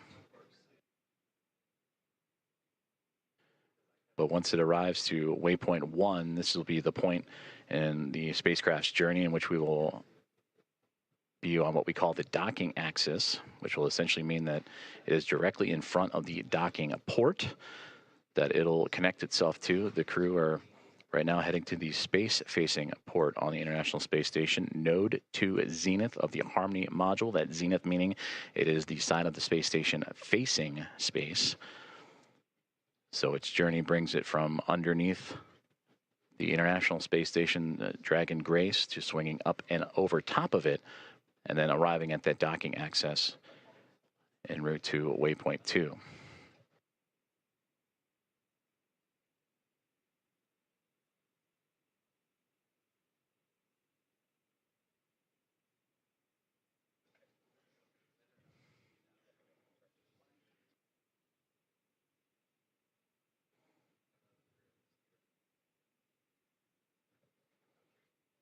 We'll continue to bring views of the International Space Station and Dragon Grace spacecraft as we receive them, as the two continuing their chase to connect up as they're now making their way towards the western coast of North America in an orbital nighttime configuration.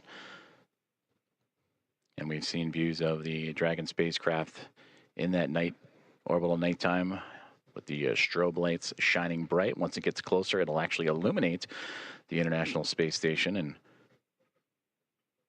allow for greater views of the docking port itself that it'll connect to. And again, that node to zenith port of the Harmony module of the space station. And that anticipated docking time that has now recently been updated to 5:30 a.m. Central, 6:30 a.m. Eastern.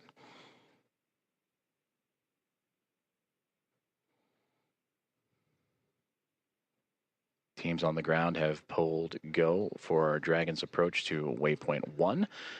And that arrival to that checkpoint will be a little more than 5 minutes from now.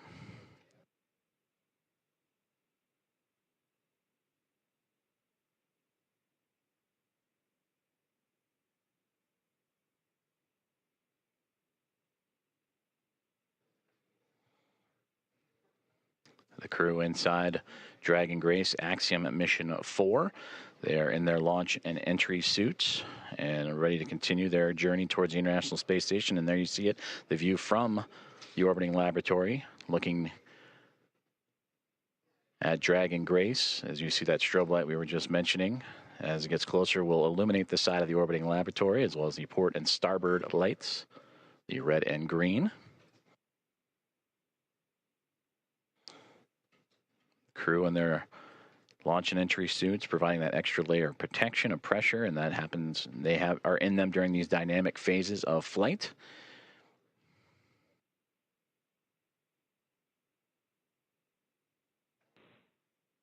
Now inside 5 minutes from waypoint 1.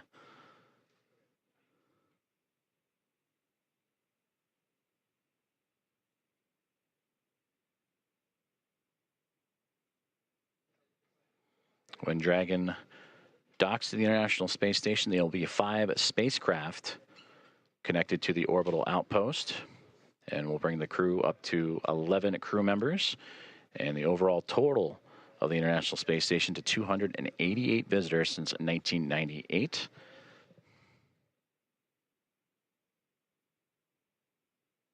They will join the Dragon Endurance spacecraft that brought up Crew 10 back in March.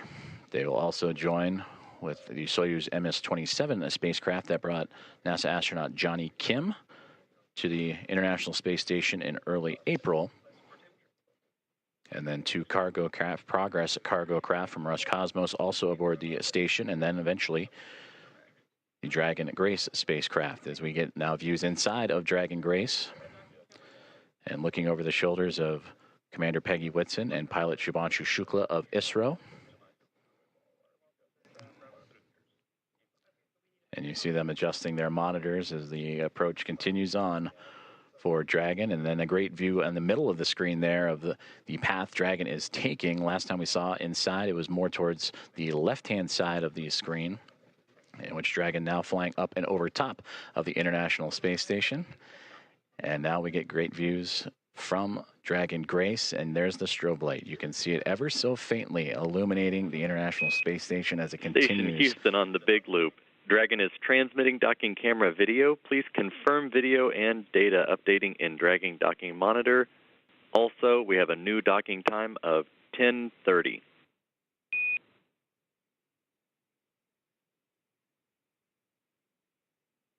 Copies. We are seeing data on the Dragon Docking Monitor, and we copy 10:30 for the new docking time. Houston copies.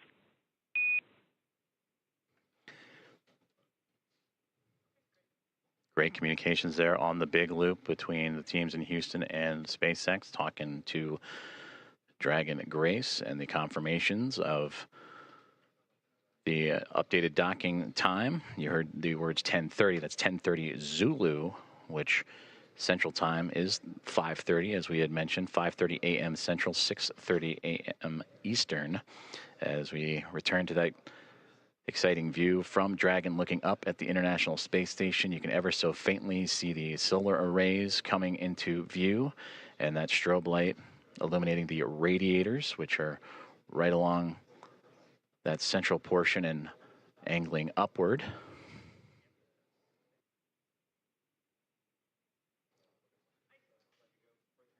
The International Space Station and the Dragon spacecraft now approaching the west coast of North America, right around the Seattle area, that border between the United States and Canada, as we are approaching 1 minute away from waypoint 1, the second checkpoint and second series of waypoints for the spacecraft to reach to. The teams have already pulled go, but we will listen for the call outs for that waypoint 1 arrival. Dragon SpaceX on the Big Loop, approach 1 and soft capture ring extension will begin shortly. Dragon will continue approach to waypoint 2. As a reminder, manual impulsive retreat recovery is not permitted. And Dragon copies all.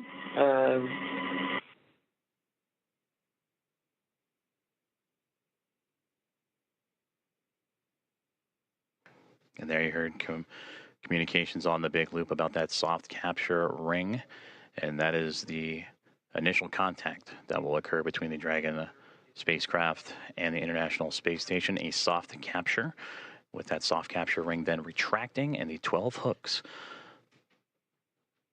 that will drive and connect and form a hard mate between the spacecraft and the International Space Station. From there, power communications will then be connected up, and astronaut Nicole Ayers will make her way into the pressurized mating adapter and get ready for hatch opening procedures, which will require bringing the vestibule, the space between the two hatches, between the International Space Station and Dragon Grace, together. And there we see the orbital sunrise making its way over top of the International Space Station as they continue their pursuit of each other, now angling over at North America.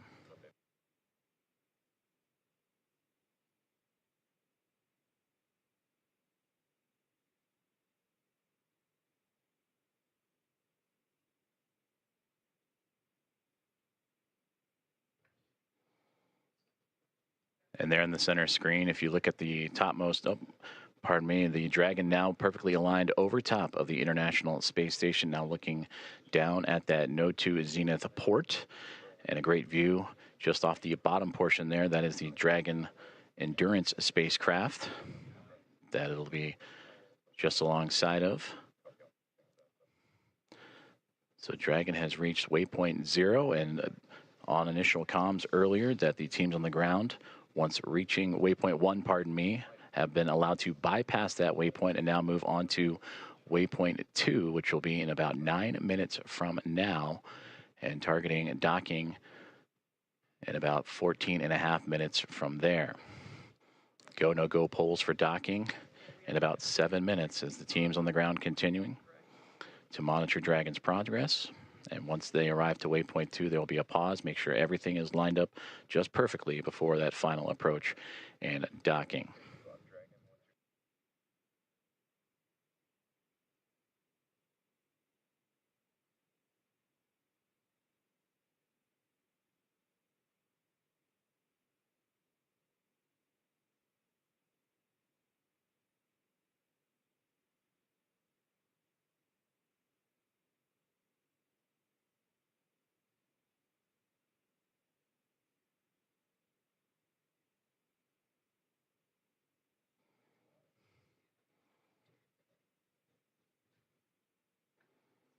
This is Mission Control Houston as Dragon Grace and the spacecraft carrying Axiom Mission 4 and their 4 astronauts continuing their approach to the International Space Station. They have just made their way past waypoint 1, which had them at 220 meters away from the space-facing port of the International Space Station's Harmony module.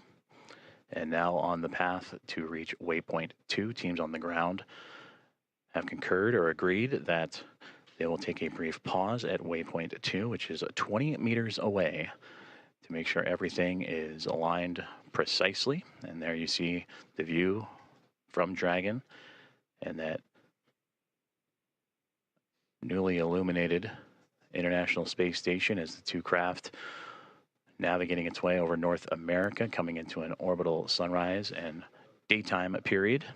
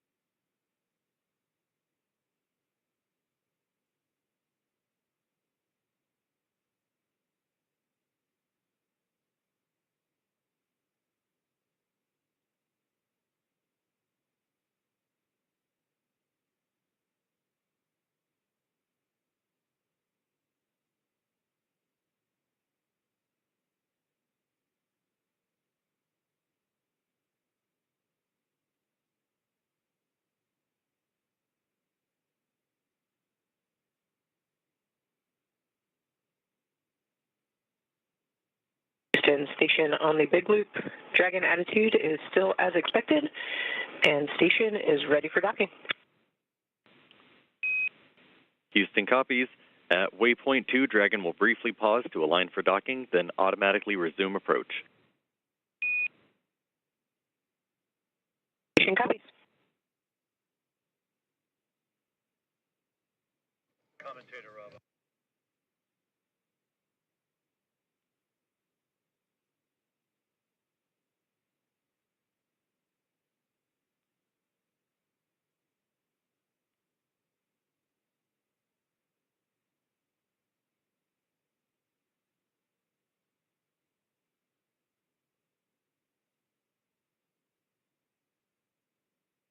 You just heard great communications on the big loop from Station and Dragon, as well as the teams in Houston and in Hawthorne for SpaceX and NASA, as the Dragon Grace spacecraft continuing its approach to the International Space Station, carrying Axiom Mission 4 Commander Peggy Whitson, pilot Shubhanshu Shukla of ISRO, Sławomir Uznański-Wiśniewski of ESA, Dragon and SpaceX Tibor. Soft capture ring extension complete. Dragon will continue through waypoint 2 without a hold. Second copies, no hold at waypoint 2, and good rating extension. Great communications there. They were anticipating a brief hold to make sure everything aligns, but Dragon Grace continuing on what has been so far so good. A great rendezvous with the International Space Station. They will proceed to continue past waypoint 2. And you also heard in the communications with NASA astronaut Nicole Ayers, the station ready for docking.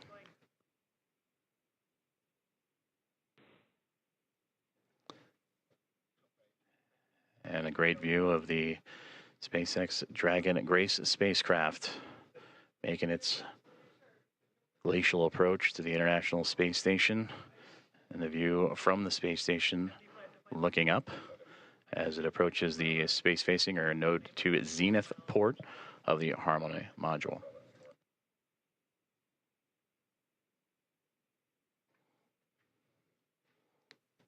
We are about 4 minutes away from the waypoint 2 arrival, which again, they are expecting to move right past through without a hold. That is at the 20-meter mark, and proceed right on into docking, a soft capture, and then soft capture ring retraction and hooks to drive. And that capture, about Dragon 8 minutes SpaceX and 47. on the big loop, ground is go for approach 2, and approach is now allowed. Reminder, ensure that visors are closed prior to Dragon's departure from the waypoint. Once Dragon is inside the crew hands-off point, retreat and breakout are not permitted.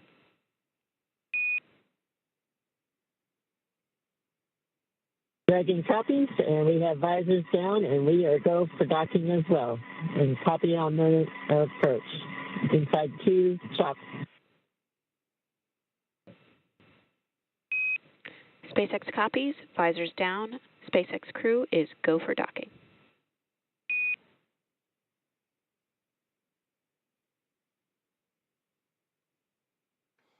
All great communications there, as the communications from the ground up to the SpaceX Dragon Grace spacecraft, as visors are down on the 4 astronauts inside, as they continue their approach to the International Space Station, now nearly 7 minutes away from that initial contact. Dragon and the International Space Station now making its way over the northernmost territories of North America and Canada, and heading towards the Atlantic Ocean, as we are now 7.5 minutes away from the approximate docking time, as Dragon will move smoothly past waypoint 2, about 20 meters away.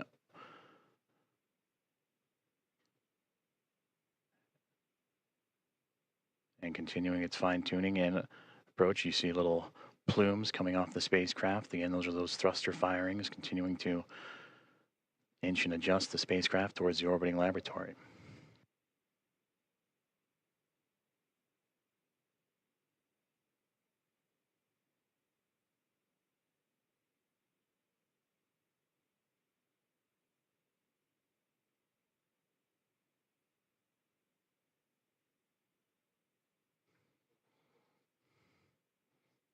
Dragon continuing to get bigger and bigger from the viewpoint of the International Space Station as waypoint 2 about 90 seconds away, and there it'll be just 20 meters away.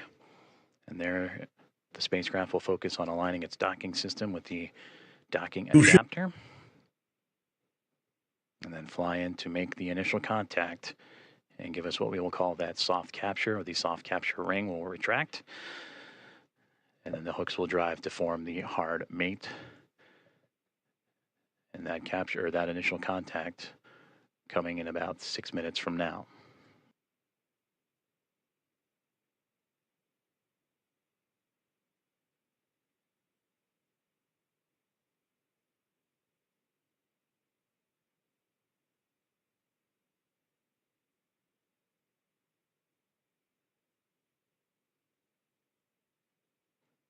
Yes, they have. I could press them. They switch it up.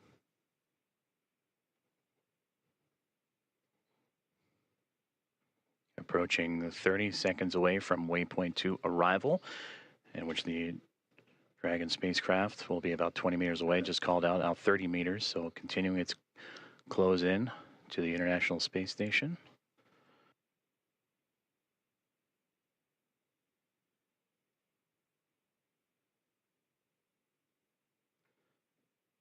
Dragon Grace now 25 meters away.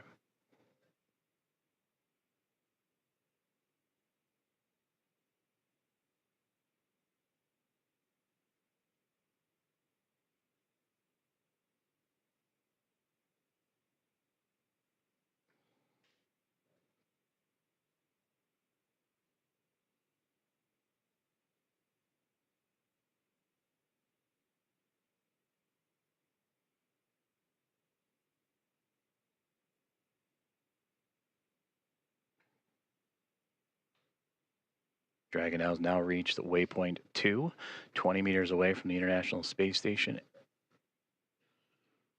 and will continue its approach to the International Space Station.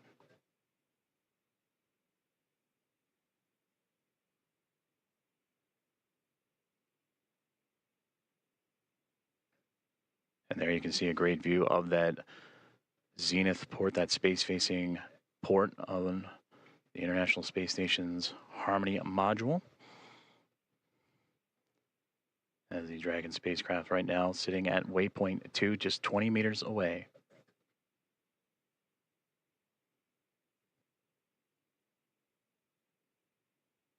Houston, station per step 4 in block Bravo. Dragon attitude is as expected. Houston copies.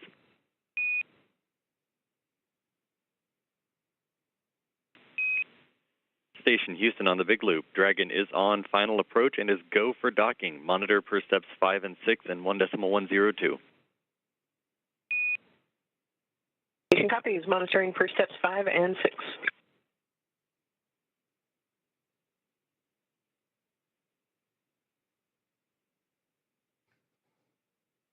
And there you heard it. The final steps relayed up to the crew for final approach and docking have been given as we continue to see Dragon Grace spacecraft close the gap between them and the International Space Station.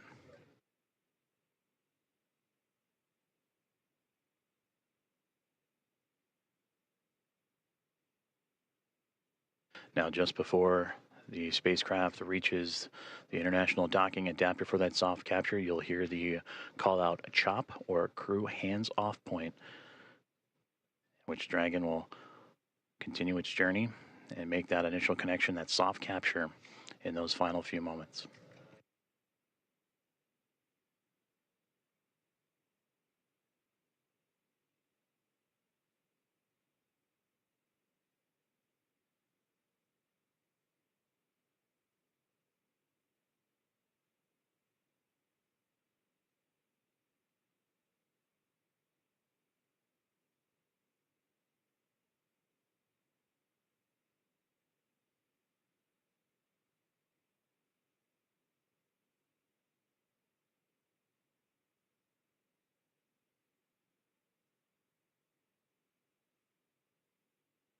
SpaceX Dragon, 10 meters.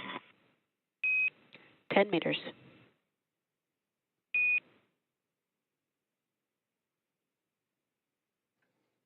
Inside 10 meters, a little less now than 30 feet away, is all that separates Dragon Grace from the International Space Station.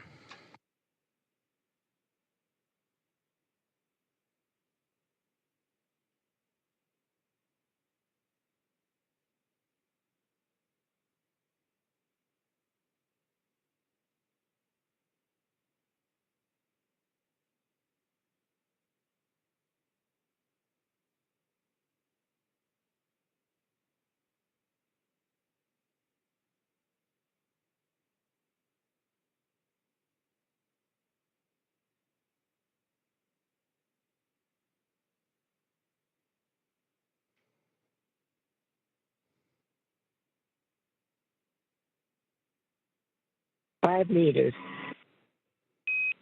5 meters.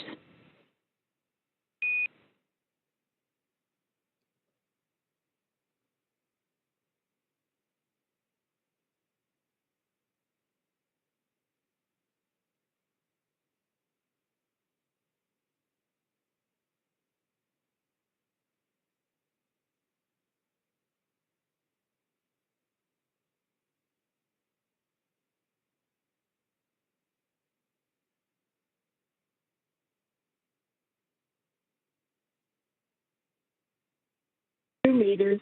Chop. 2 Houston meters. Station, 2 meters, chop. We have chop. 1 meter. 1 meter.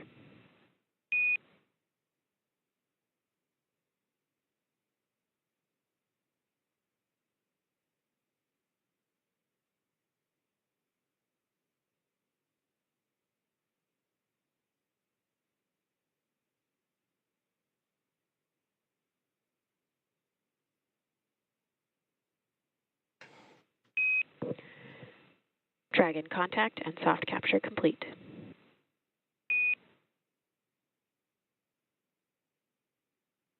Ready, copy.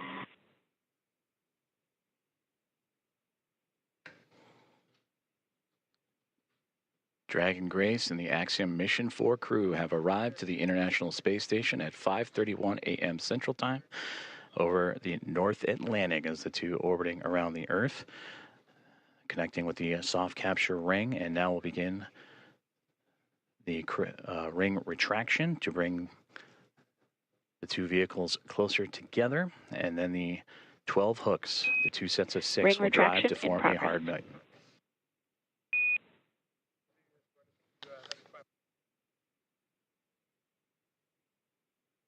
And there you heard there, the soft capture ring is retracting, and then we'll do so until sensors are indicating it's time for those hooks to drive in place and give us a hard capture and firmly secure Dragon to station.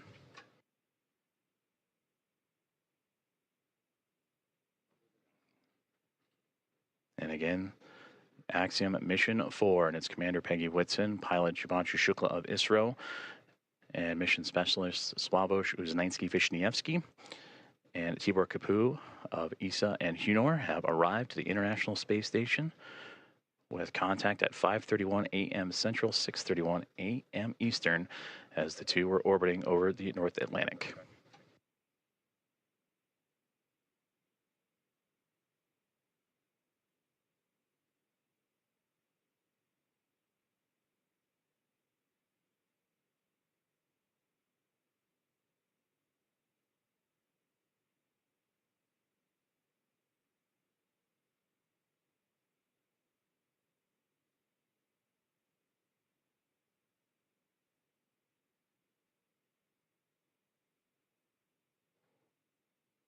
The soft capture ring, that initial contact between Dragon Grace and the International Space Station, continuing to retract, and we'll await for the calls that the sensors read that it'll be time for those 12 hooks on the Dragon to then begin driving and connecting itself to form a hard mate to the International Space Station.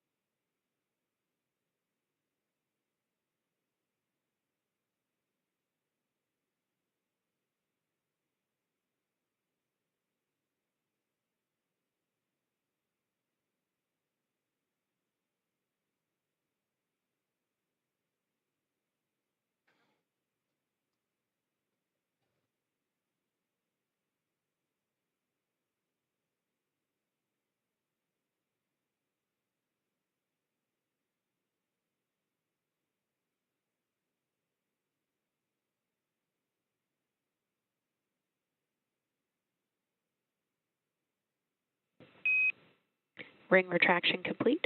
Docking sequence is holding for MCS reconfiguration.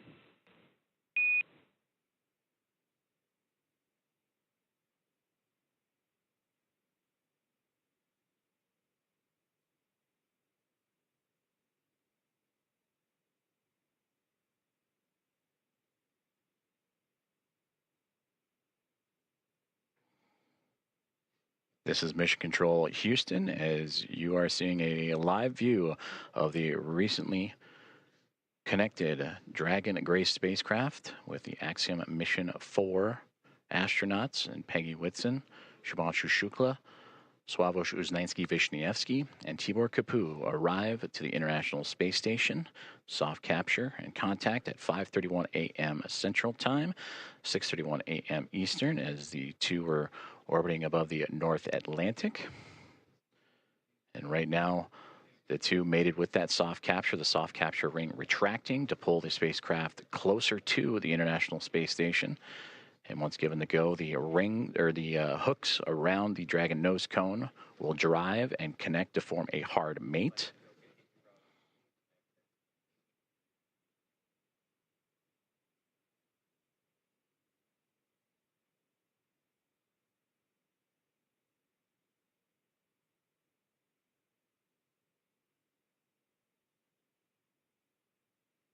Teams on the ground in both Houston. Station Houston on the big loop. MCS configured, proceeding with hook driving.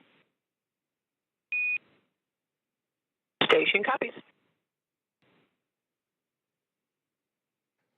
And the great call there, that's the next step in this docking procedure, is the driving of the hooks, the 12 hooks surrounding the nose cone or the nose of the Dragon spacecraft. And we'll monitor those. They'll drive in 2 sets of 6. The first set of 6 right now, they're traveling, and we'll continue to follow along as the docking process continues on.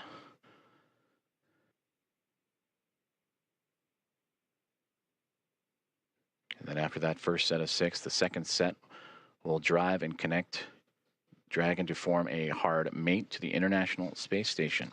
And once the docking is complete, NASA astronauts Anne McLean and Nicole Ayers, who have been monitoring from the International Space Station from the cupola of the Dragon's arrival, it'll be Ayers that'll begin the hatch opening or hatch operations. And that'll start by opening up the main hatch on the Node 2 Zenith section of the Harmony module. That's what you see Dragon connected to.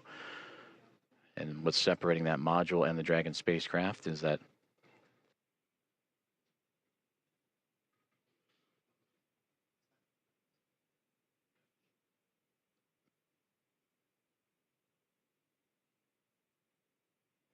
and continuing to monitor that first set of 6 hooks forming that hard mate. And once the full set of 12, Ayers will continue the docking procedures with the leak checks and then begin making its way into the pressurized mating adapter. That's what you see between the Harmony module and the Dragon spacecraft, and access into there to then what we begin pressurizing the vestibule, that small compartment between the 2 hatches. And that vestibule has been exposed to the vacuum of space prior to Dragon Grace's arrival. So the next step is to carefully reintroduce that air and pressure inside so it matches both that of the station and the Dragon spacecraft. And we just received confirmation that the first set of 6 hooks have driven and closed, and we'll now begin the second set of 6 to continue that hard mate between the Dragon spacecraft and the International Space Station.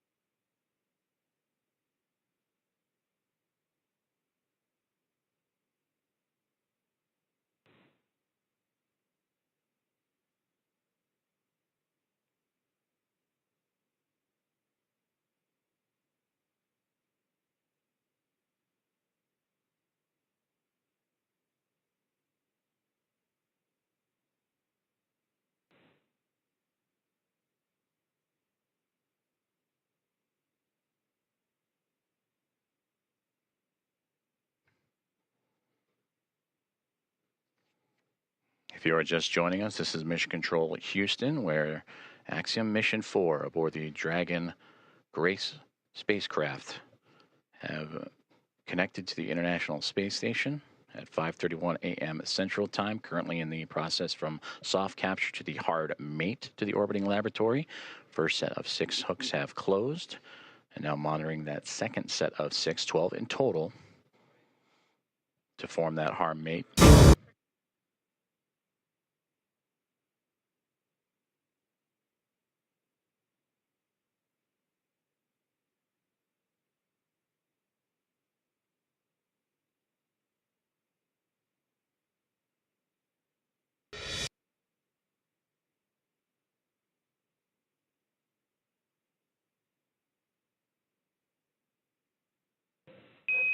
Dragon SpaceX on the big loop, hard capture complete.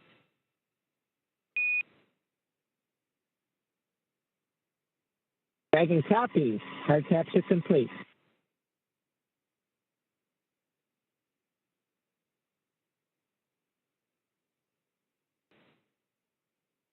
And we just heard confirmation there. All 12 hooks have closed, and that is a hard mate to the Dragon Grace spacecraft and the International Space Station, completing from soft capture to that hard mate. And these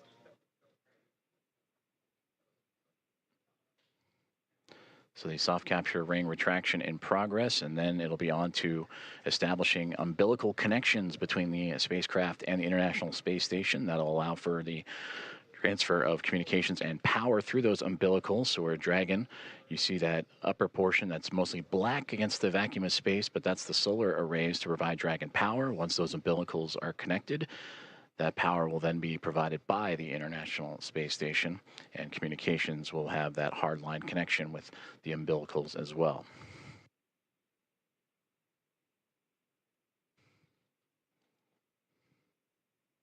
And once those umbilicals have been connected, that'll complete the docking process, and that's when NASA astronauts Ann McClain and Nicole Ayers, namely Ayers, will jump into action and begin the leak checks and hatch opening procedures, and that'll allow the pressurization of the vestibule, the space between the Dragon spacecraft and the International Space Station, to be brought to pressure equal to that of what is inside station and inside the Dragon spacecraft, about 14 psi, what you experience here on Earth as sea level. And then from there, the hatch operations will continue, and the Axiom Mission 4 team will make its way on board the International Space Station with welcome remarks soon to follow.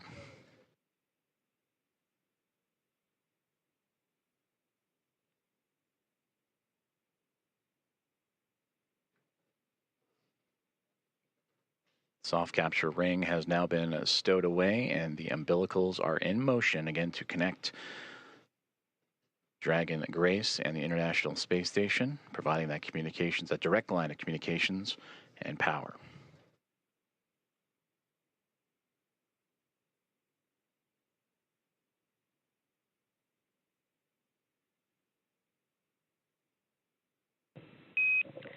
Dragon SpaceX on the big loop, docking sequence complete. Ground will be enabling hardline power and comm connections shortly. You are go to doff suits per procedure 4.012 and begin post-docking cabin configuration per 4.400 in parallel. Dragon copies.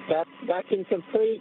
4.012 and 4.400 are in work. And Grace is happy to be on Harmony.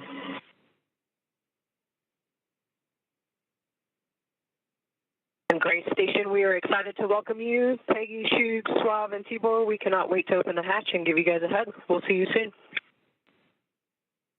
Looking forward to it. And Axiom 4 from Houston, welcome aboard the International Space Station. It's an honor to have you join our outpost of international cooperation and exploration. We are honored to be here. Thank you.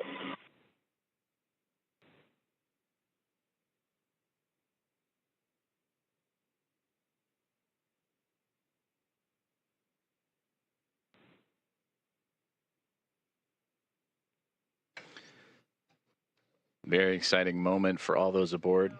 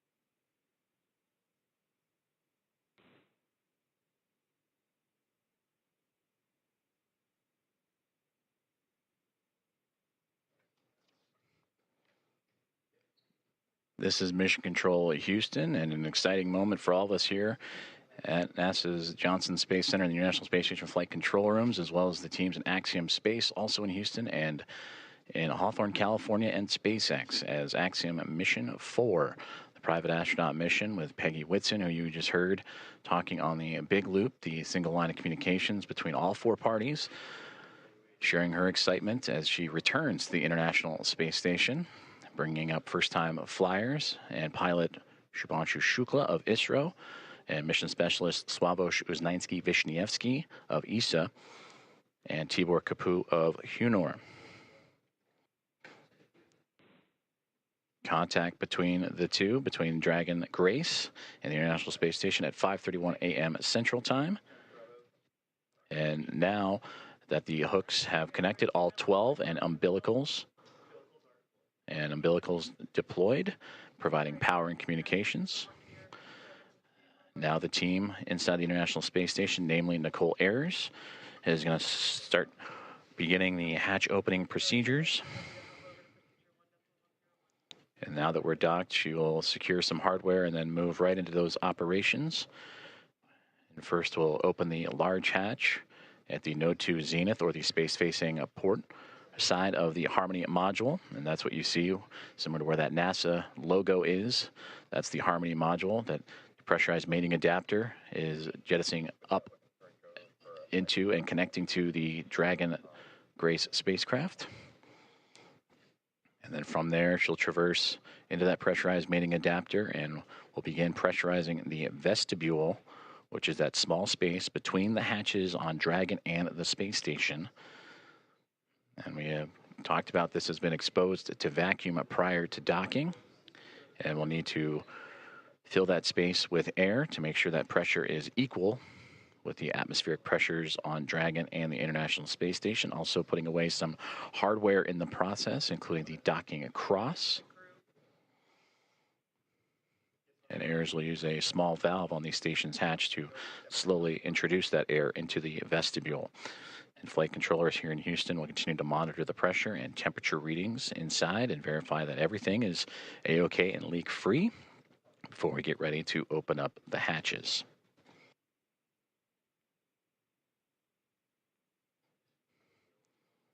From that capture moment, which again was 5:31 a.m. Central, 6:31 a.m. Eastern over the North Atlantic. It takes roughly about 2 hours to get everything pressurized and checked out before we open up the hatches and welcome in Axiom Mission 4 to the International Space Station.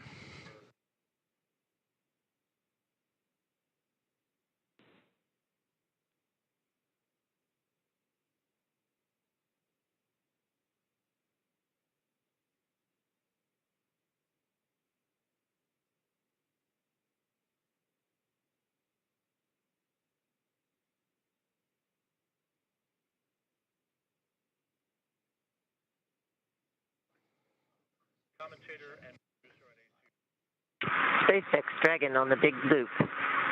Com check on the cabin mic.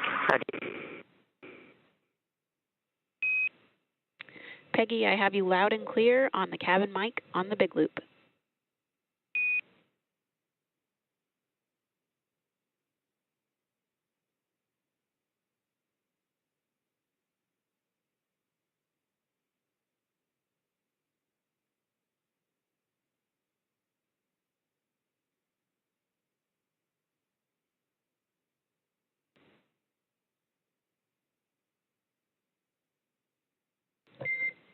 Dragon. SpaceX on Dragon to ground. That call on the cabin mic actually came over Dragon to ground.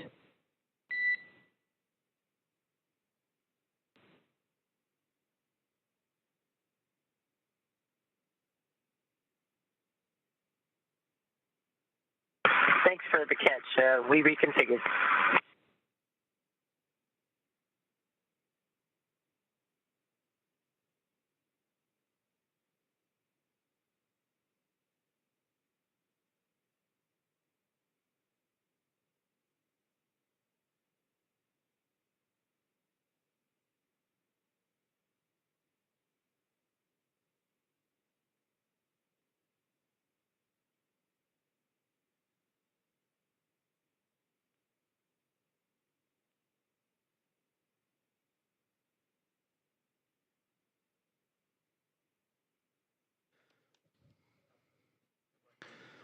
This is Mission Control Houston as we continue to follow along the progress of the contact capture and beginning of hatch opening procedures as Axiom Mission 4 has arrived to the International Space Station with contact at 5:31 a.m. Central Time.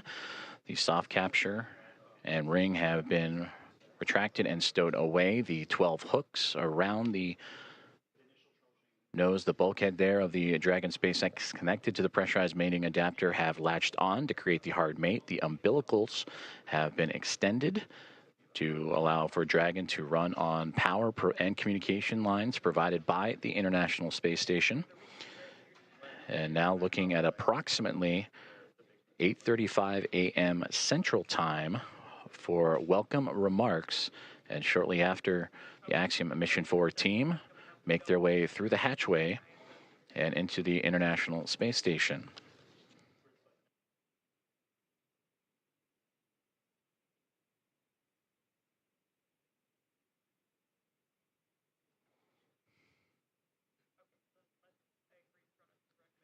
The docking procedures between the soft capture ring, the hooks, and umbilicals have been completed. Station on the big loop. Node 2 overhead hatch is open. Houston copies.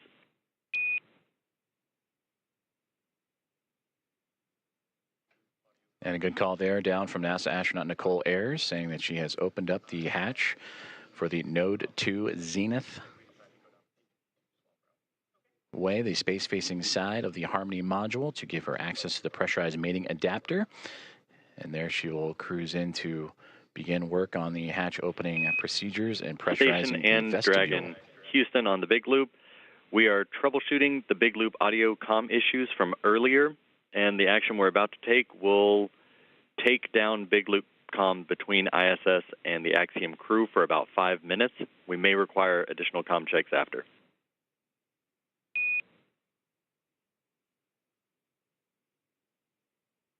Station copies. Dragon copies.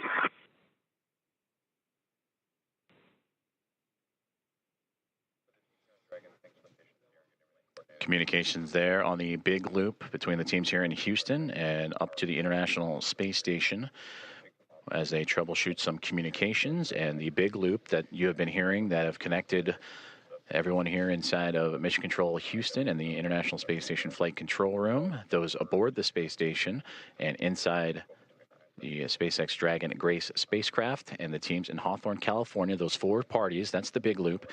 They will troubleshoot those communications for about 5 minutes and then recheck.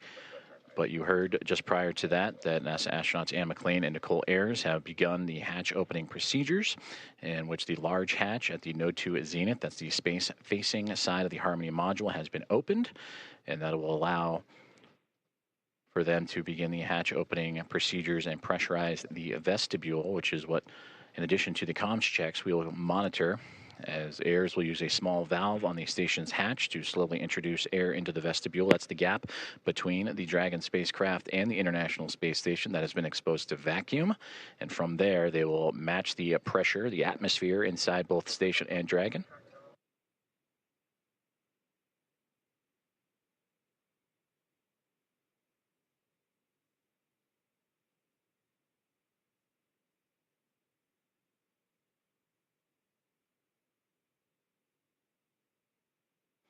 And this procedure for a hatch opening usually takes about 2 hours or so to perform leak checks and make sure every connection and everything is safe Station and on the sealed. big loop.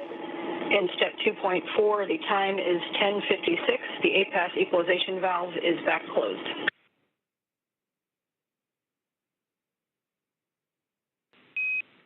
Houston copies. That's a good config. Expect at least 15 minutes before we continue. Station copies.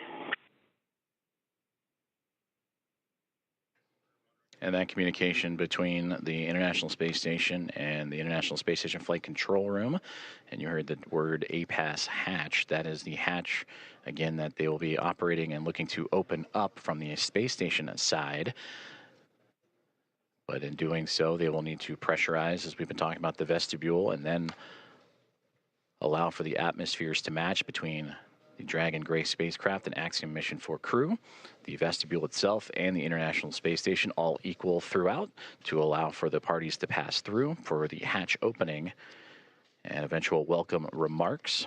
The contact for Axiom Mission 4 to the International Space Station about a half an hour ago at 5:31 a.m. Central, 6:31 a.m. Eastern.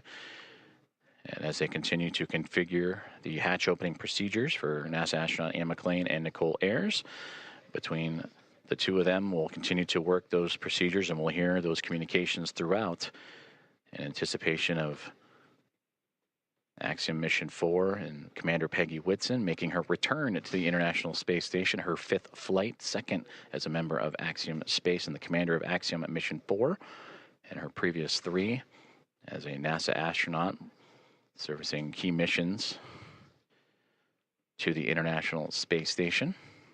And a big part of the coming up in November, 25 years of continuous operations and humans on board the orbiting laboratory. And there she will welcome also first-time flyers and pilot Shubhanshu Shukla of ISRO, Uznański-Wiśniewski of ESA, and Tibor Kapu of Hunor for Shukla, Uznański-Wiśniewski, and Kapu, representing India, Poland, and Hungary. This will be those nations' first time visiting the orbiting laboratory.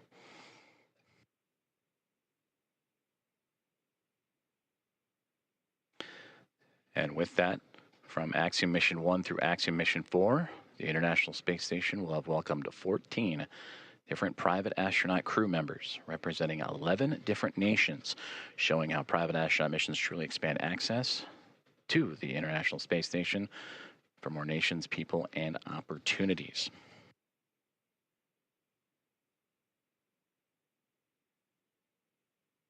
And on your screen, you see the clock counting upwards at the bottom, the T+, that is 1 day, 4 hours, 28 minutes, and now SpaceX Dragon.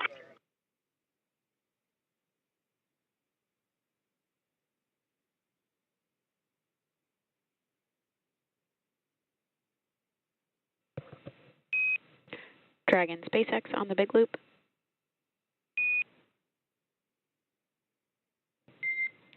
Dragon SpaceX ComCheck on Dragon ground.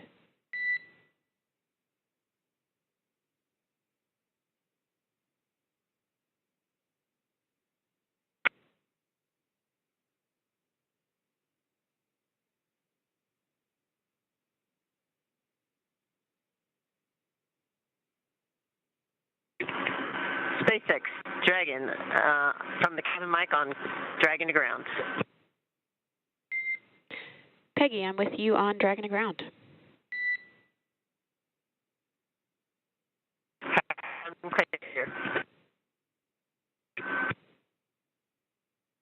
Did you call for me, or did I misunderstand? I was returning your call. Okay, stand by for inventory. Copy, standing by.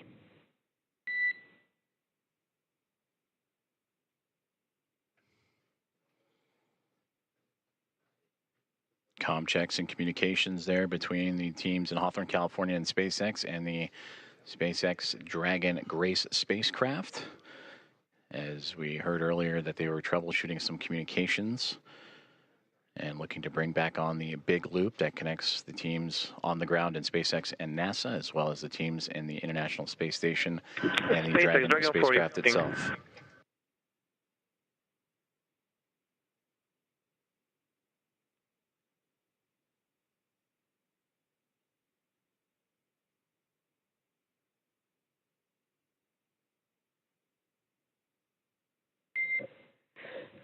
SpaceX Dragon 4, inventory reporting on Dragon to ground. And I'm with you on Dragon to ground. We are about to enter a LOS period for about 4 minutes, so we'll need to stand by.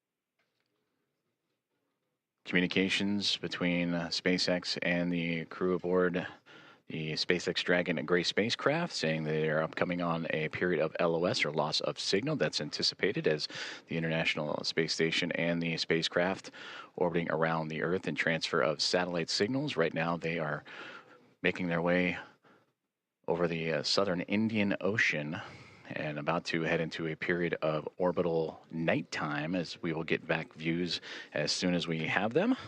And again, the spacecraft carrying Axiom Mission 4 and the 4 private astronauts contact with the International Space Station at 5:31 a.m. Central Time, and expected to continue with hatch opening procedures as they have already driven the hooks, connected the umbilicals for power and communications, and NASA astronauts Nicole Ayers and Ann McLean working on those hatch opening procedures as we speak. And that will allow the crew to make its way from Dragon into the International Space Station, going from a crew of 7 aboard the orbiting laboratory to a crew of 11. And that'll be followed by welcome remarks at approximately 8:35 a.m. Central Time, 9:35 a.m. Eastern Time. Certainly an exciting moment for all of us here in Mission Control, but we want to check back in with our team over in Hawthorne as Axiom Mission 4 has arrived to the International Space Station. For as many times as we have had the privilege of supporting crews headed to and from the International Space Station, I'm certain that it is an incomparable experience. Something that unless you're on board, you can't possibly understand what it really feels like. Paul, and I'm confident that you and I cannot do it justice even attempting to tell everyone joining us today about it. So instead, we have invited Axiom Space's own commander, Michael Lopez Alegria, to share from his previous experiences. LA, MLA, or Commander, you've got a few designations, right? For those who may not know. How you doing, Paul? Good to see you, Ronnie. Hey, it's good to see you as well, sir. Thank you for joining us this morning. Yeah, good to be with you. So for those who may not know, I've got to share a few stats here just to make sure people understand who we have joining us today on the show. You've flown to space 6 times, 2 of those to Dragon, on Dragon for Axiom Space. You've got a running total of, say, 296 days, 16 hours, and 15 minutes, give or take or so, in space. You've conducted 10 EVAs over the course of your career, and when you're not in space, you're helping get others at Axiom Space to space, right? As our chief astronaut. Do I have all of that right? Sounds good. I'm not sure about the minutes and seconds, but everything else sounds right. That's awesome. Well, we want to spend some time with you and just ask you some questions about your experiences getting to the International Space Station. Obviously, you know a thing or two about Rendezvous and docking. So the first question is simply, we've just watched Dragon Grace dock to the space station. You've done this several times. What's the mindset for a crew at this point in the mission? So as we get closer and closer, you know, we're transitioning from the phase where you're basically waiting to get to the ISS, and you're laser focused, especially the last 220 meters from what they call waypoint 1 into docking. a lot of focus on what's being shown on the displays. We have several parameters that we're monitoring: closure rate, the what they call the corridor, et cetera. There are a few things that could cause the system to stop or retreat or even break out, which means you'd come back and try to rendezvous on another day. So that's really what's going on, at least technically, I guess, in your mind. Obviously, emotionally, it's a completely different story.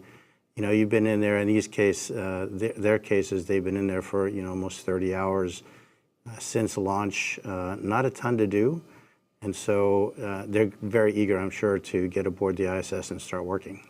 So for you on your missions, say AX-1 and AX-3, what was this moment of the anticipation of the hatch opening? What was that like for you and your crew? You know, like a lot of spaceflight, it's very busy, and you're trying to juggle a couple of different emotions. I mean, obviously, one is you've got a lot to do. They're getting out of their suits. They're putting on their flight suits to get across. They've got some reconfiguration of the onboard systems to take care of. So on that plane, you're sort of focused on the task at hand.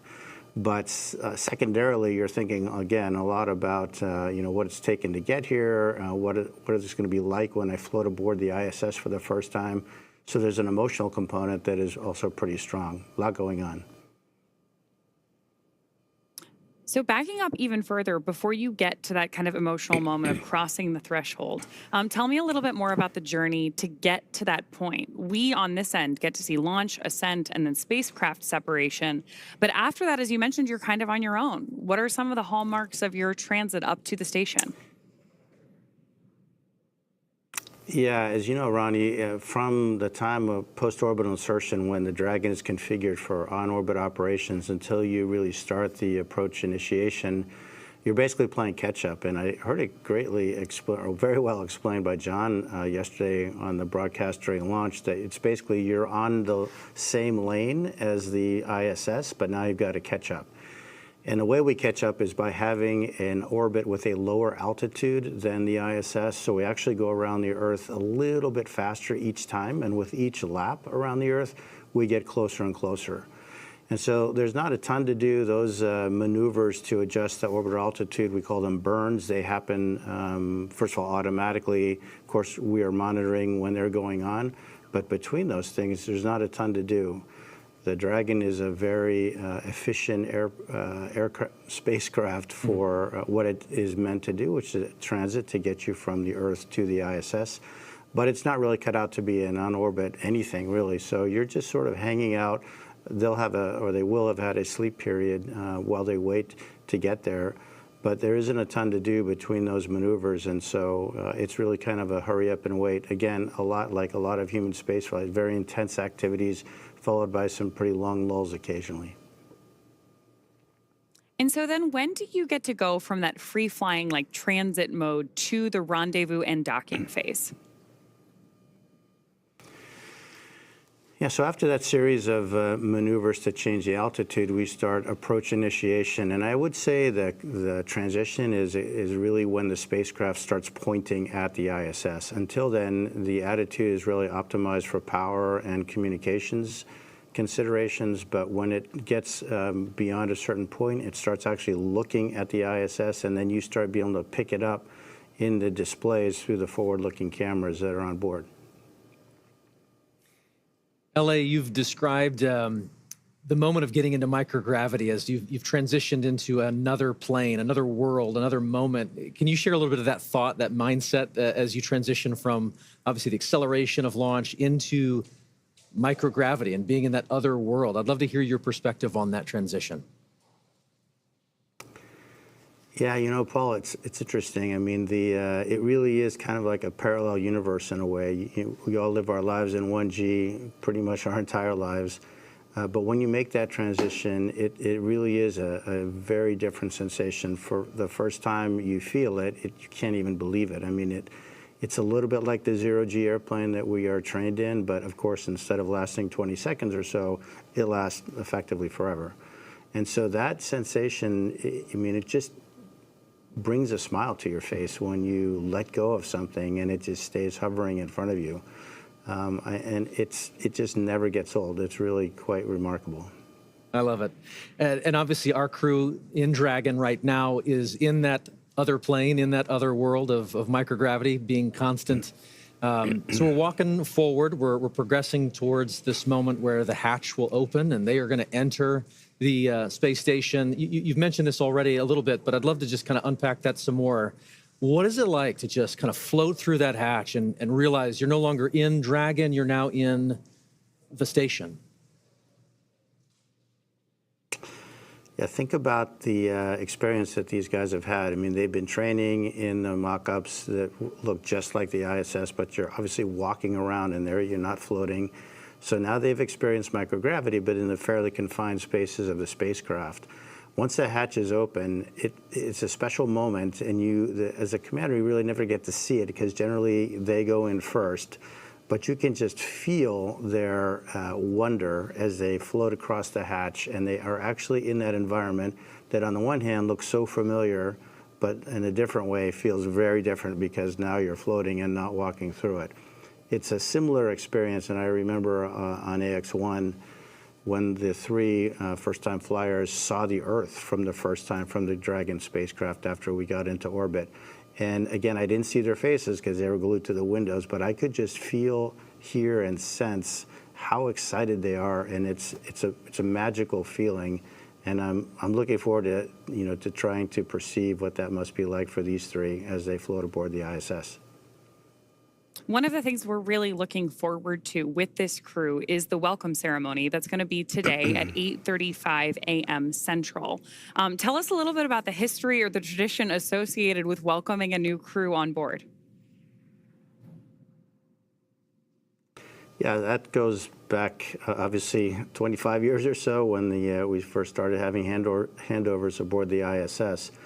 But recently what we've done is added a pinning ceremony to that, and that is where Peggy, as a commander, will provide astronaut pins to the three new flyers, Shuk, Suav, and Tibor. And those pins will have a number associated with them, which is the number of orbital astronaut they are. So they will be the 634th, 35th, and 36th humans to have orbited the Earth in the history of humanity. So when you think about it, it's a pretty small number considering humans have been around quite a while.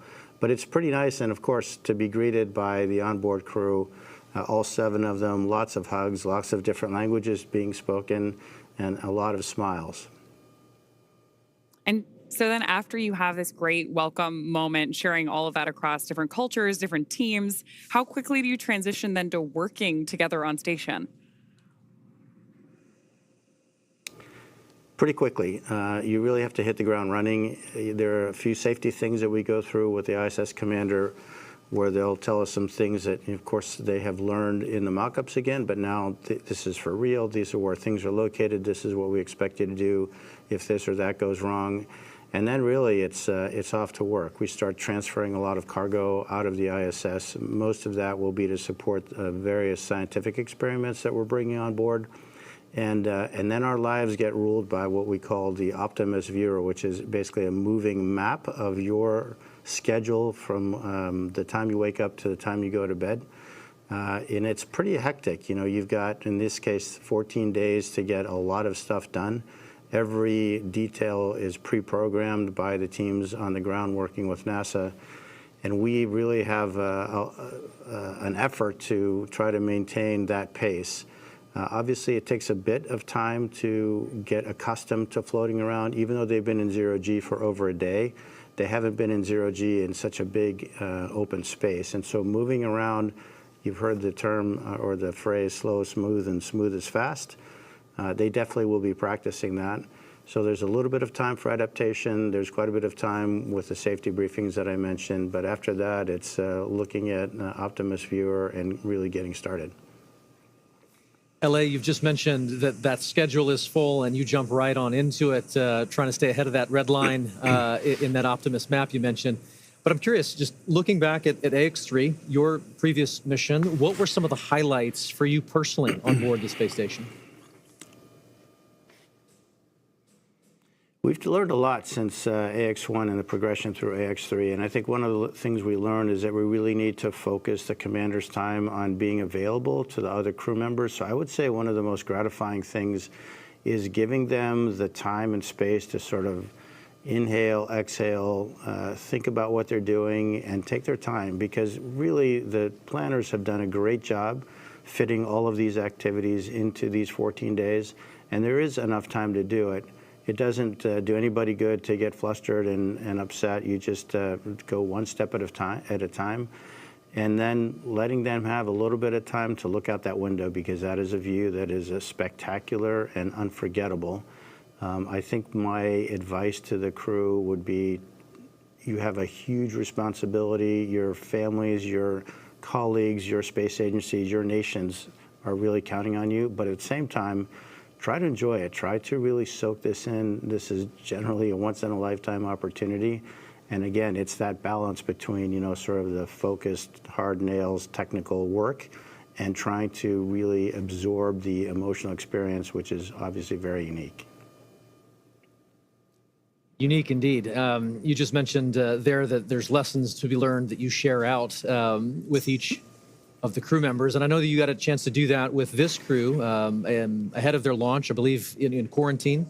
So I'm curious if you could share some of those lessons learned with us. If you were preparing to take us up next, what would you share with us? Well, the good news is that, Peggy has done this a time or two herself, and her crew will probably be as ready as anyone that you can imagine. So my time with this crew was pretty short and pretty informal because of A, her experience, and B, the training that, as I mentioned, has evolved since AX1 to the point that I think we have it pretty well suitcased in terms of what to train, what not to train, and how much of each.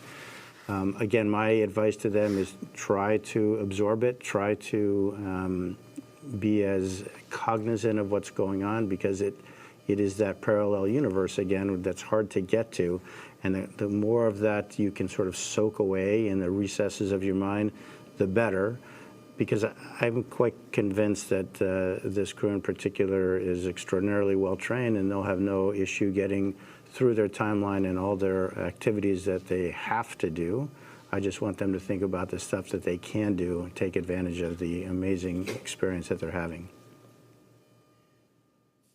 Commander, thank you so much. We truly could spend the next hour talking space with you. Thank you for sharing your time and your perspectives with us this morning. You bet. It's been a pleasure. All the best. Thank you. You too. With that, we're very excited to hand the ball back over to NASA Johnson Space Center, where we're going to get a further update on the progress on board station and our AX4 crew. Joseph? Thank you very much, Ronnie and Paul. We appreciate it, and great interview there with Michael Lopez Alegria.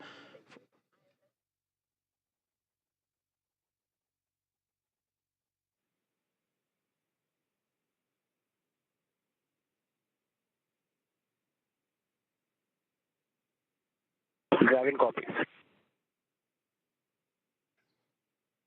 And a great update right there to bring us right back into what's been happening and all the key milestones of the hatch opening process and the docking process for Axiom and Mission 4.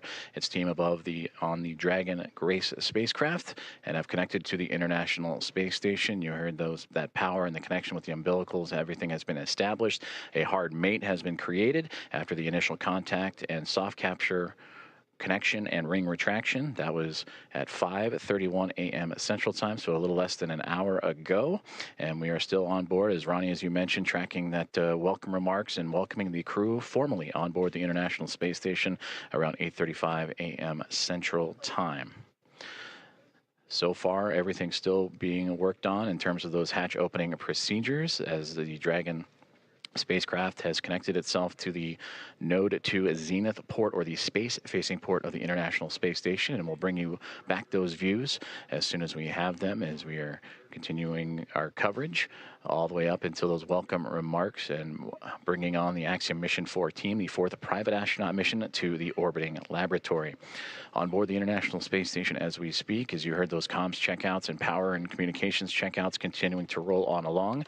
NASA astronauts Nicole Ayers and Anne McLean, who monitored Dragon's progress throughout the morning, from the approach initiation burn all the way through to the contact and capture, They are beginning those hatch opening procedures, and we'll continue to look at the APAS hatch and the pressurized mating adapter. That's the space that separates between the International Space Station and the Harmony module and the Dragon spacecraft itself. And in there, those series of hatches, the APAS hatch is, and the vestibule, of course, is what needs to be pressurized to allow for the APAS hatch on the International Space Station side to be opened and stowed away. And then from that angle, then it'll allow for the Dragon team to open up their side of their hatch. And once the pressure is equal between Dragon, the vestibule, and the International Space Station, that'll allow for the crew to come on board the orbiting laboratory and bring the crew, the Expedition 73 crew, which right now is a crew of 7, and welcome in their guests, Axiom Mission 4, and bring up the total to 11. There you can see on your screen the International Space Station and the Dragon spacecraft together orbiting over the southeasternmost portion of Australia. And they are in an orbital nighttime period right now, and that'll stretch on for another few more moments. And we hope to have those great views of the space station and the Dragon spacecraft once the sunrise and orbital daytime has returned. And again, tracking an 8:35 a.m. Central Time welcome remark, and shortly before then, you'll see the crew, and we'll have all that coverage and views of the Axiom Mission 4 team making its way into the orbiting laboratory.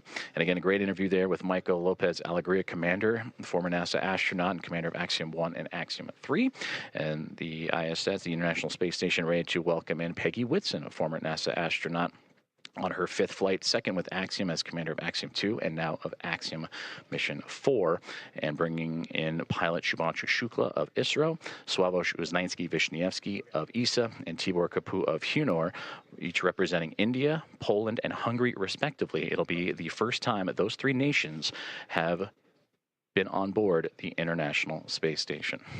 And that'll bring 14 different private astronaut crew members representing 11 different nations to the orbiting lab, showcasing the strength of private astronaut missions and how it expands access to the International Space Station and low Earth orbit for more nations, people, and opportunities. So we continue to follow along with the hatch opening procedures that Nicole Ayers and